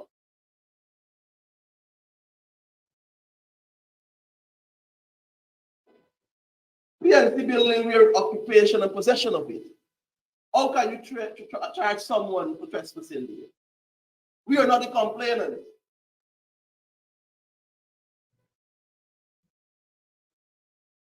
Other comrades, other charges, the police were made up charges. Or we break and enter, they break padlocks. But strategically, they didn't charge Darren Wayne or Don Hastings. And if you go down to the reasoning and so forth by CCJ and the judgment in Jacksonville, you will see that this is certainly nothing new. And with PPP, and only continuing what Massey used to do, to drive fear in us. And it is for us. And it is for us to fight back.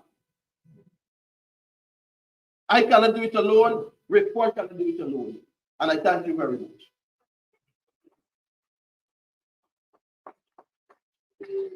Report gonna go down fighting though. We're gonna rock the boat so hard the ship is gonna sink. The ship is gonna sink. That's why we have this conference. And we Attorney Dawn Holder did not get a chance to deal with an issue she wants to deal with. And I'll give her the chance to do it now, and then we have questions.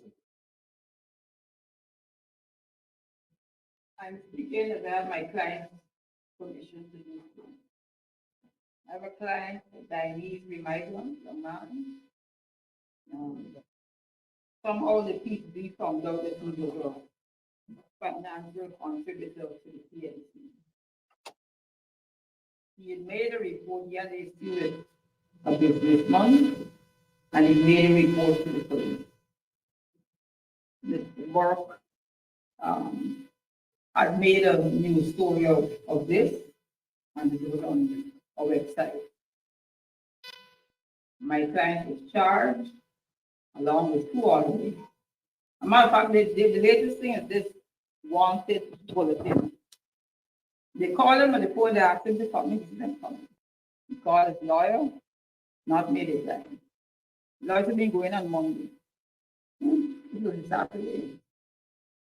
So he didn't go, the police went to his house to arrest him and locked him up for 72 hours. And he and two others were charged with conspiracy to defame and conspiracy to export. The police in the matter made it quite clear to me that the person that they want is Richard Burke. And if I could get Richard Burke where my client would walk free. This is the truth, the whole truth, and nothing but the truth. So help me God.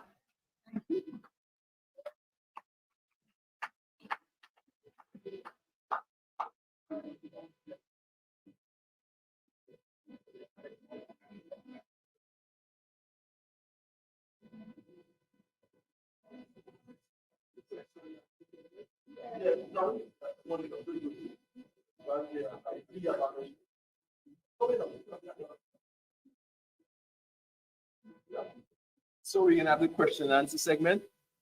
Anybody have questions?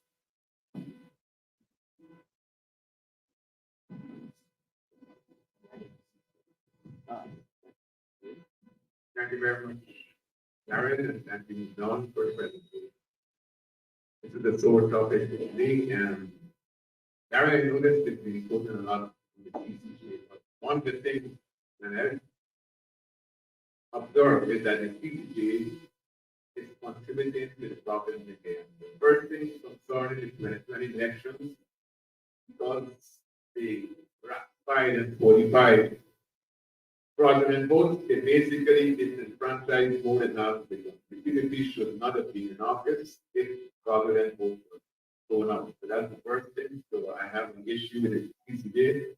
Second thing about the CCJ, if you look how it's financed, the trust funds for the CCJ is controlled by a Guyanese business fund who's a PDP contributor. So, I mean, the structure of the CCJ doesn't really lend itself to any sort of independence. And the third thing, which is something I learned today from Don, is that they're basically abridging indigenous people's rights because, they will rule in favor of the PDP because of the structure and how the institution is financed. So given all of those things, what are your thoughts, both of you, Don and Darren, on our further continuation with the CCJ? My view, I think we should find a way out of that. When it was set up, it wasn't set up for us, for them to look at all of our issues, only specific ones, but they somehow have taken on all of the issues, legal issues in Guyana.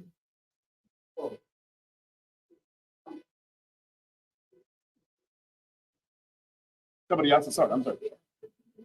I must say, I think you don't have to do that. I've been very respectful. Always have. From the time of the election, all of it. It is nothing strange, I want to tell you. For the PCJ president, the fearful in any of the jurisdictions, if you come to your job, if you come to sit in the Bahamas, the first thing they do is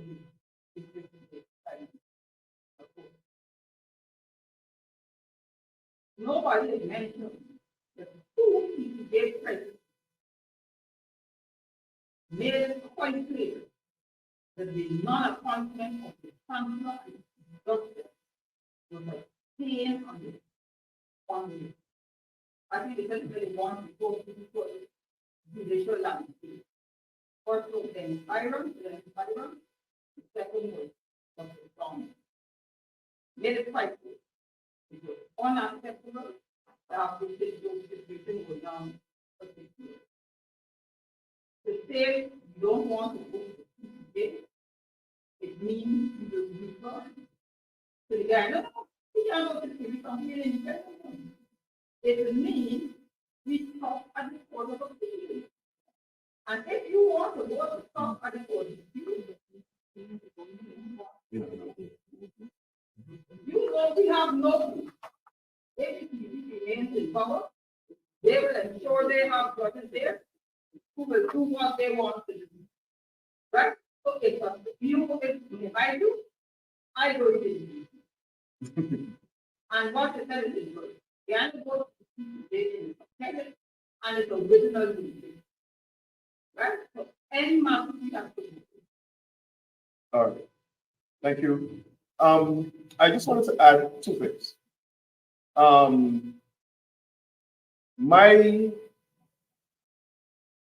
The first, I'm going to take what Don said last. My contention, my issue with the CCJ is, I'm trying to be really diplomatic. I don't believe foreign judges should determine who must be the president of Guyana. Foreign in the sense of not being from Guyana. Yes, we understand it's the apex court. Yes, we understand we subscribe to the CCJ agreement. where it's in terms of matters with regard to the revised Treaty of Chaguaramas is the court of original jurisdiction, and with regard to appeal, our final appellate court. That's why the founders of the Constitution enshrined in it that when it comes to questions of determining the qualification for the president, the final jurisdiction rests with the Court of Appeal. And the CCJ changed that. They changed our constitution to make non-Guyanese judges determine that question. I feel very offended. And they did it in this. They did it under the cloak that the decision of the Court of Appeal with regard to the 2020 election was out, sorry, the Court of Appeal acted outside of its jurisdiction. The Constitution said whether you like it or not, outside, inside, that decision is final. And in the agreement that Guyana ratified with the CCJ, it specified that the CCJ didn't have jurisdiction over that aspect of the Constitution. But they went ahead and changed it because they want to show Guyanese that they're powerful. And if I had anything to do with it, I would find another court or find a way to change the court. That's a serious problem. We can't have, I don't know, a lot of people disagree with me. And a lot of people challenge me. And with all due respect to my Caribbean brothers, right? No other country would allow the CCJ to pick their president. None. We did. We did. And if you notice, every time the PPP finds themselves in a serious contention, they go to the external sources to give them power in Guyana.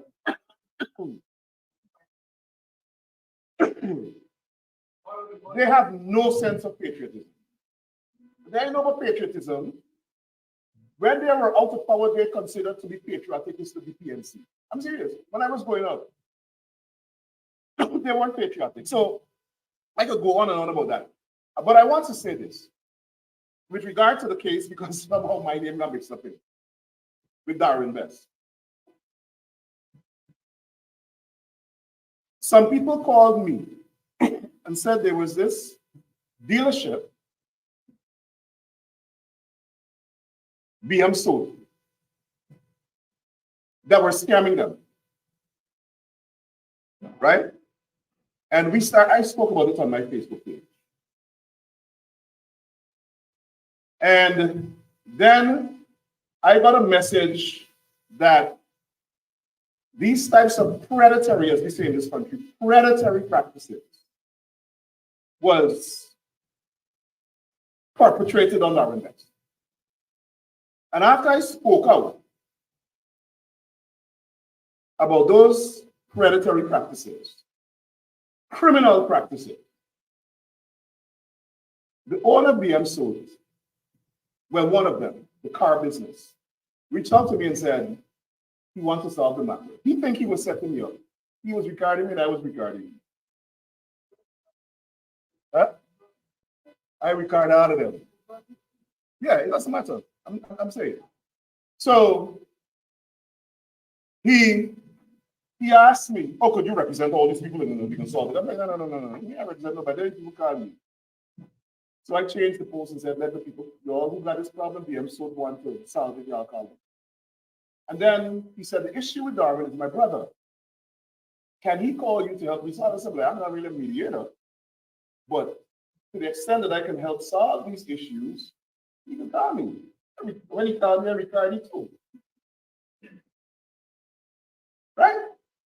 In the meantime, I saw a letter from Darwin Best's lawyer, UC Anderson, accusing the man of fraud, straight out fraud. Straight out fraud. So I became knowledgeable of what the real issues were. And I said, man, y'all solve these issues. Get together with your lawyers. Every conversation I have, you're going to get together with lawyers and solve it. somebody in the PPP got together with them and said, okay, let me set up report board. I'm not even lying. They're police officers, and they didn't even know this. They're police officers of the Guyana Police Force who submitted affidavits telling the FBI what they did in this case.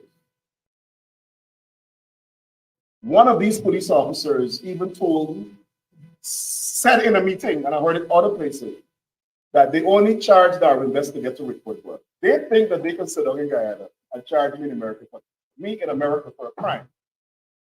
When the universal principle of the criminal justice system is that a crime is prosecuted in the jurisdiction it was committed. So if I committed a crime, the NYPD would have given me in cuffs and take me and prosecute me. But they think, right, that they came up with a smart ploy, including the Attorney General was part of it, that they're going to frame me, tell the US government, send me back, and they're going to kill me. And I made bold to say, kill me, generations of your family will be affected. You consider what that means. Generations. It's time to stop this nonsense. And we have evidence. Listen, when I say something, I just don't talk it. We have evidence of their plot. The Attorney General came to this country and was partially recorded. And for the first time, we're going to play we're going to play a recording that was submitted to the FBI tomorrow. He was partially recorded telling his activists that I was being killed. Don't mind a lot of bluff on top. He did it. A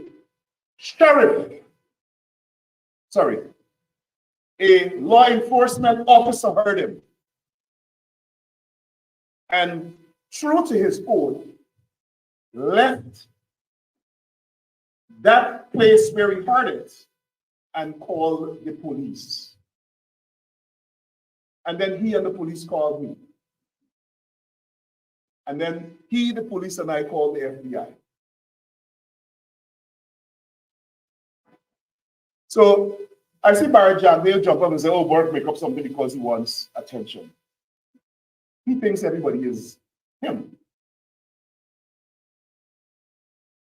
There's another guy who hangs around the PUP, closely associated with the Attorney General, who threatened, I'm sorry she's not here. She's a board member of CGID. She's the principal of a school in Brooklyn, threatened to come to her place of work and bomb it. I dare them. I dare them. I'm saying this because I want to make 2 points. Almost every single Black business in Guyana, the PPP is trying to destroy. Think about it. Name me one major Black business whose proprietor is not a supporter of the PPP that they did not go after. Car Care, Susan went to the fellow Car Care, Sevons, Channel 9, Van West Charles business, well, we got with them now, so I guess it fixed up. Darwin Best business, you know what? It's a fuel business. How dare this Black man make money?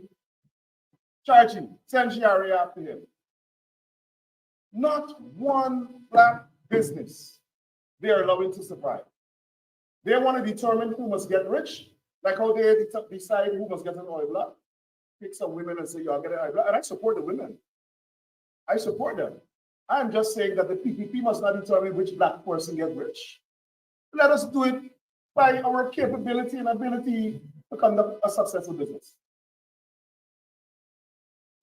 Just like they want to decide which Black person who's an activist will be killed or must live. Guyana is the only country where the government sues the PPP anytime they come to power. They don't want anybody from the opposition to survive. They're going after Kathy's business because she's from the opposition. Because everybody, who the hell these people think they are? That's what gets me going. That you can't work for them, your business mustn't survive. You can't. What's his name? Calvin London. Calvin London executed the decisions of the cabinet as chairman of NISIL. They fired him since they came to power. Charged him. Charged him. The Chief Justice ruled that the transactions were legal. And the charges that they instituted against him were premised on the transactions that the Chief Justice ruled were legal. But they still got him in the magistrate court with these frivolous charges. Why? He's a black businessman. Then a certain tin cup dictator calls around the Caribbean to block him from getting a job. Calls around the Caribbean to block him from getting a job.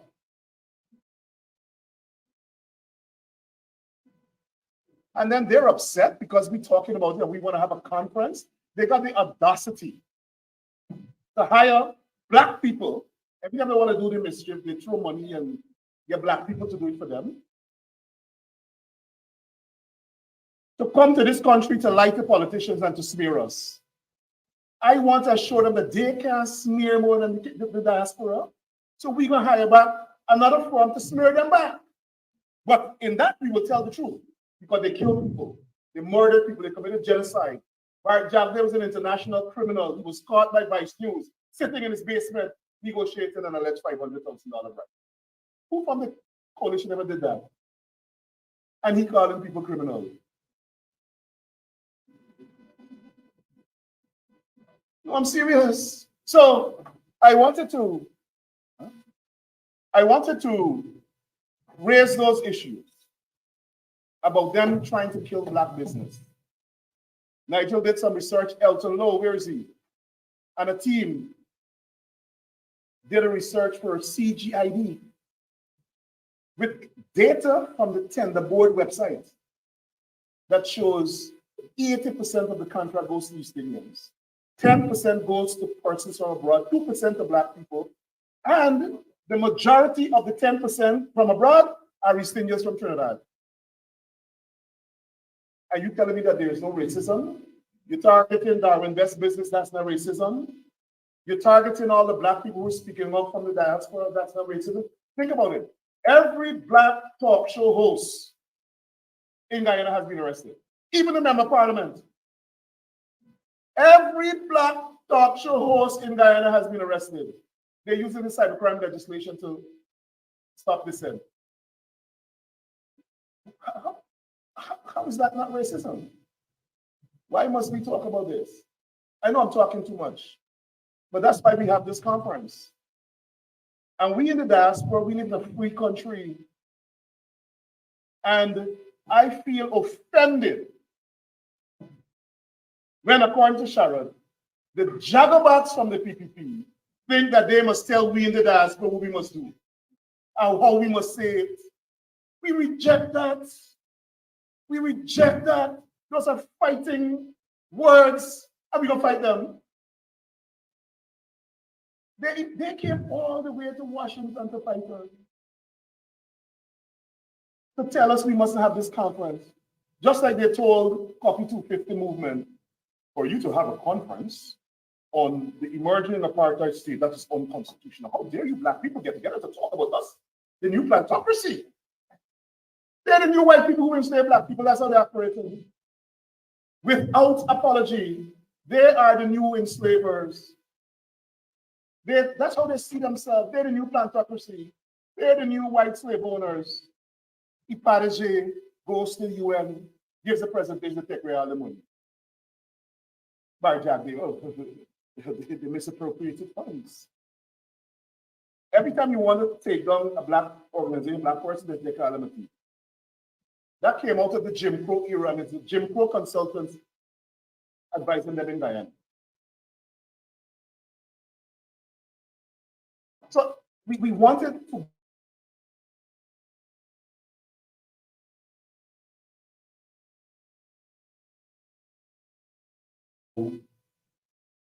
work in such a way that all of us from all around the country should bombard our elected officials, bombard the State Department, bombard the White House.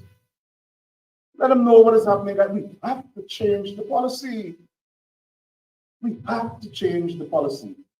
This is serious business. We came to Washington to rock the boat. Rock it. We have to have a change in the US policy.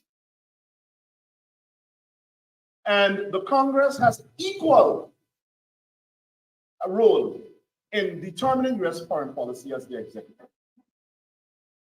They have to vote for the budget, right? They got to vote for the budget. They can hold hearings. Wouldn't you be proud if you're a member of Congress sat down in the Foreign Relations Committee one day and say, what the hell is happening to Guyana? That's what we want. No lobbyist could stop that. Your right, your constitutional right is to petition the government. Your elected official has to listen to you. You put them there. So as we close off tonight, I want to leave you with that message. Tomorrow, when we meet with our elected officials, don't be shy. Don't be shy. Let us say what we feel. Let us tell them what we feel. It's a charge. We have people came here from Texas, from the Virgin Islands, from Canada, from everywhere. We mean business, and I want the people in Guyana, the MPs who came, spend their money to see that we mean business. And we don't want to stop. Like we had the anti-racism march and everybody went home and everything went fine and Gail Teixeira and them issued 2 statements and cussed me out and everything gone back to no. You see how they apologized to David Patterson? If we weren't rocking the boat and the AFC wasn't rocking the boat and the lawyers weren't working and every time we work together, diaspora and the homeland, we defeat the people. I'm telling you, we do. Every time we work together, we achieve success. How dare these people stop the man from leaving the country, from meeting members of Congress? They're so contemptuous of Black people. They want to show they have power. And I saw some people text me today and tell me, man, why are you talking about Black people? Black people, they're discriminated against. And opposition supporters. But the majority of people they're disrespecting are Afro-Guyanese. That's what we got to talk about. That's what we have to talk about it. We live in America. The government funds programs to stop discrimination against Black people in this country. We're not shy to talk about it. And then a PPP supporter, lastly, texted me just now. I know him. He said, you're so racist, you're attacking the PPP. So what they have been able to do is cultivate in their supporters that when you criticize the PPP, you criticize East Indian people. That's not the case. And let me educate the PPP supporters about what racism is. Racism is not because you criticize somebody or even because you don't like somebody of a different race. Racism is when you have an inherent hatred to somebody because of their race and you use your power to enforce that prejudice. So if I don't like East Indian people and I got no power, I'm not being a racist. I just don't like certain people, which I'm not talking about me, I'm just giving an example. But they have the power, and every time they go into power, they use that power to discriminate against us. And I end with this, as the member of Congress said, why do they have to come to Washington to tell us that they love Black people and they have a plan for inclusion when they haven't told the Black people of the country about that plan? Think about it. Why are you coming here to Washington to boast about your plan for inclusion when you haven't said to the people? Cathy, did the government ever tender a paper in Parliament about inclusion? How are we going to achieve it? Did you ever see a white paper? Did you see a policy?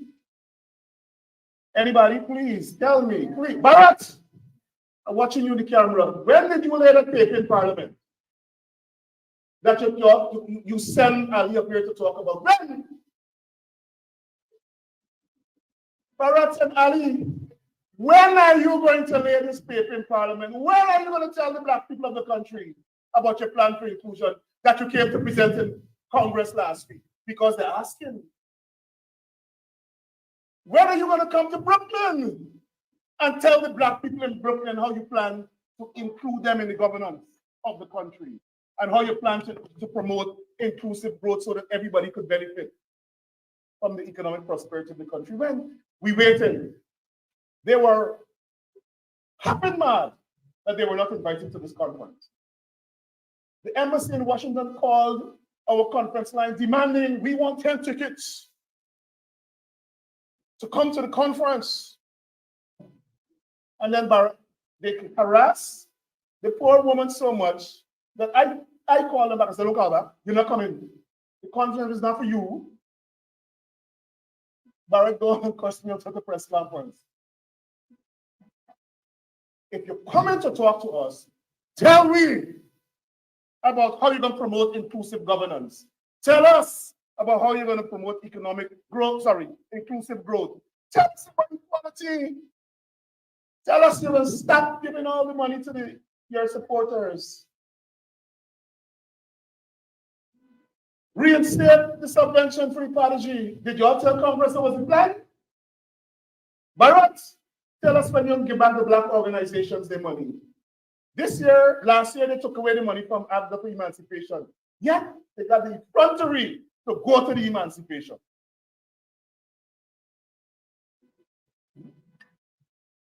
So, I am doing this because I want to fire y'all up for tomorrow. Because tomorrow is when the real deal is going to happen. We ain't come to Washington to play. Right? So, thank you. Anybody wants to? You want to? Oh, sorry, hold on. Miss Sampson had a question. We have to leave the room. Miss Sampson had a question. Come, Darren. Just now. We can do this response at the same time. No, hold on. Let me hear her, then we can respond to all the questions. Amen. Okay, and my quick question is, in order to be effective on capitalism tomorrow, are we going to be giving talking points so that we're very crisp in the message that we deliver? We're not going to discuss this. We're going to discuss that. Yeah. Yes, thank you. In relation to the question of the CCJ and consideration of whether or not to change, one, I believe at some point there must be a community to do that. I believe this is a topic at the time needs to feel that way. We must debate. I wouldn't say whether or not we should change or not. And it doesn't mean that we go back to the code. We could redesign our judicial system. We could have, if you have the code of appeal, we could have a Supreme Court of Guyana, which is the highest judicial. It could be a consideration. So that is definitely a consideration as a democratic society that we could have. And I remember the how we so that is a consideration for us internally. The issue in relation to yes, my sister here. When I addressed the issue in relation to the CCJ president coming to Guyana, I said it all of the social, because of the ethos or culture, because of the division, and what it looks like in the public eye. When the president visited Guyana, he should visit both sides so it doesn't look biased, and it is not to me. That is what I said. I did not say something strange. I just want to record. Because at the end of the day, I have to pay in school. I don't want it to be said. No, I'm serious. You said something. If it is good, I didn't correct that to report. I did not say it is strange. I just said it was of the ethos in Guyana and the institute that we have in Guyana to avoid the perceived bias. Visit both sides. That is my view. Thank you. All right, and I agree with that. I criticize the CCJ, and you know what? The next time they came to Guyana, they did visit both sides. They did. So they're responsive. All right.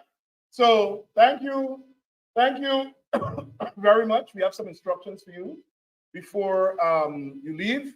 As we said, tomorrow we will resume at the National Press Club, where we'll have members of Congress addressing us. Ms. Stappen, would you like to come and give further instructions? We have a social tonight. It's at the Society, 882. You should have that too in your email. 882 Georgia Avenue is a Guyanese lounge and restaurant, and it's in Silver Spring, right up the road, literally about 20 minutes from here. Maryland, 20910. The Society, if you're writing it down, 8229 Georgia Avenue, right on the border of Northwest DC here, Silver Springs, Maryland. It is. It is in the email. It's in the email that you got from me. 9 o'clock. 9 o'clock. What time we going here? We'll go here tonight for 8. Yeah, we'll be there until like 12 because we have a session tomorrow morning, and then tomorrow morning we begin at 9. Huh? Sorry, go ahead. But those of us who like to hang out, we're gonna be there till like 4. No. I really don't have much more to say. Rickford has given you all of the information. I see hands going up. Yes, miss, yes, miss, yes, miss. So the information you got just now, as Rickford said, it is in the package of information you received and the email that you got. So that is the address. Yes, Sharon, he wants Rickford, not me. So you have the address for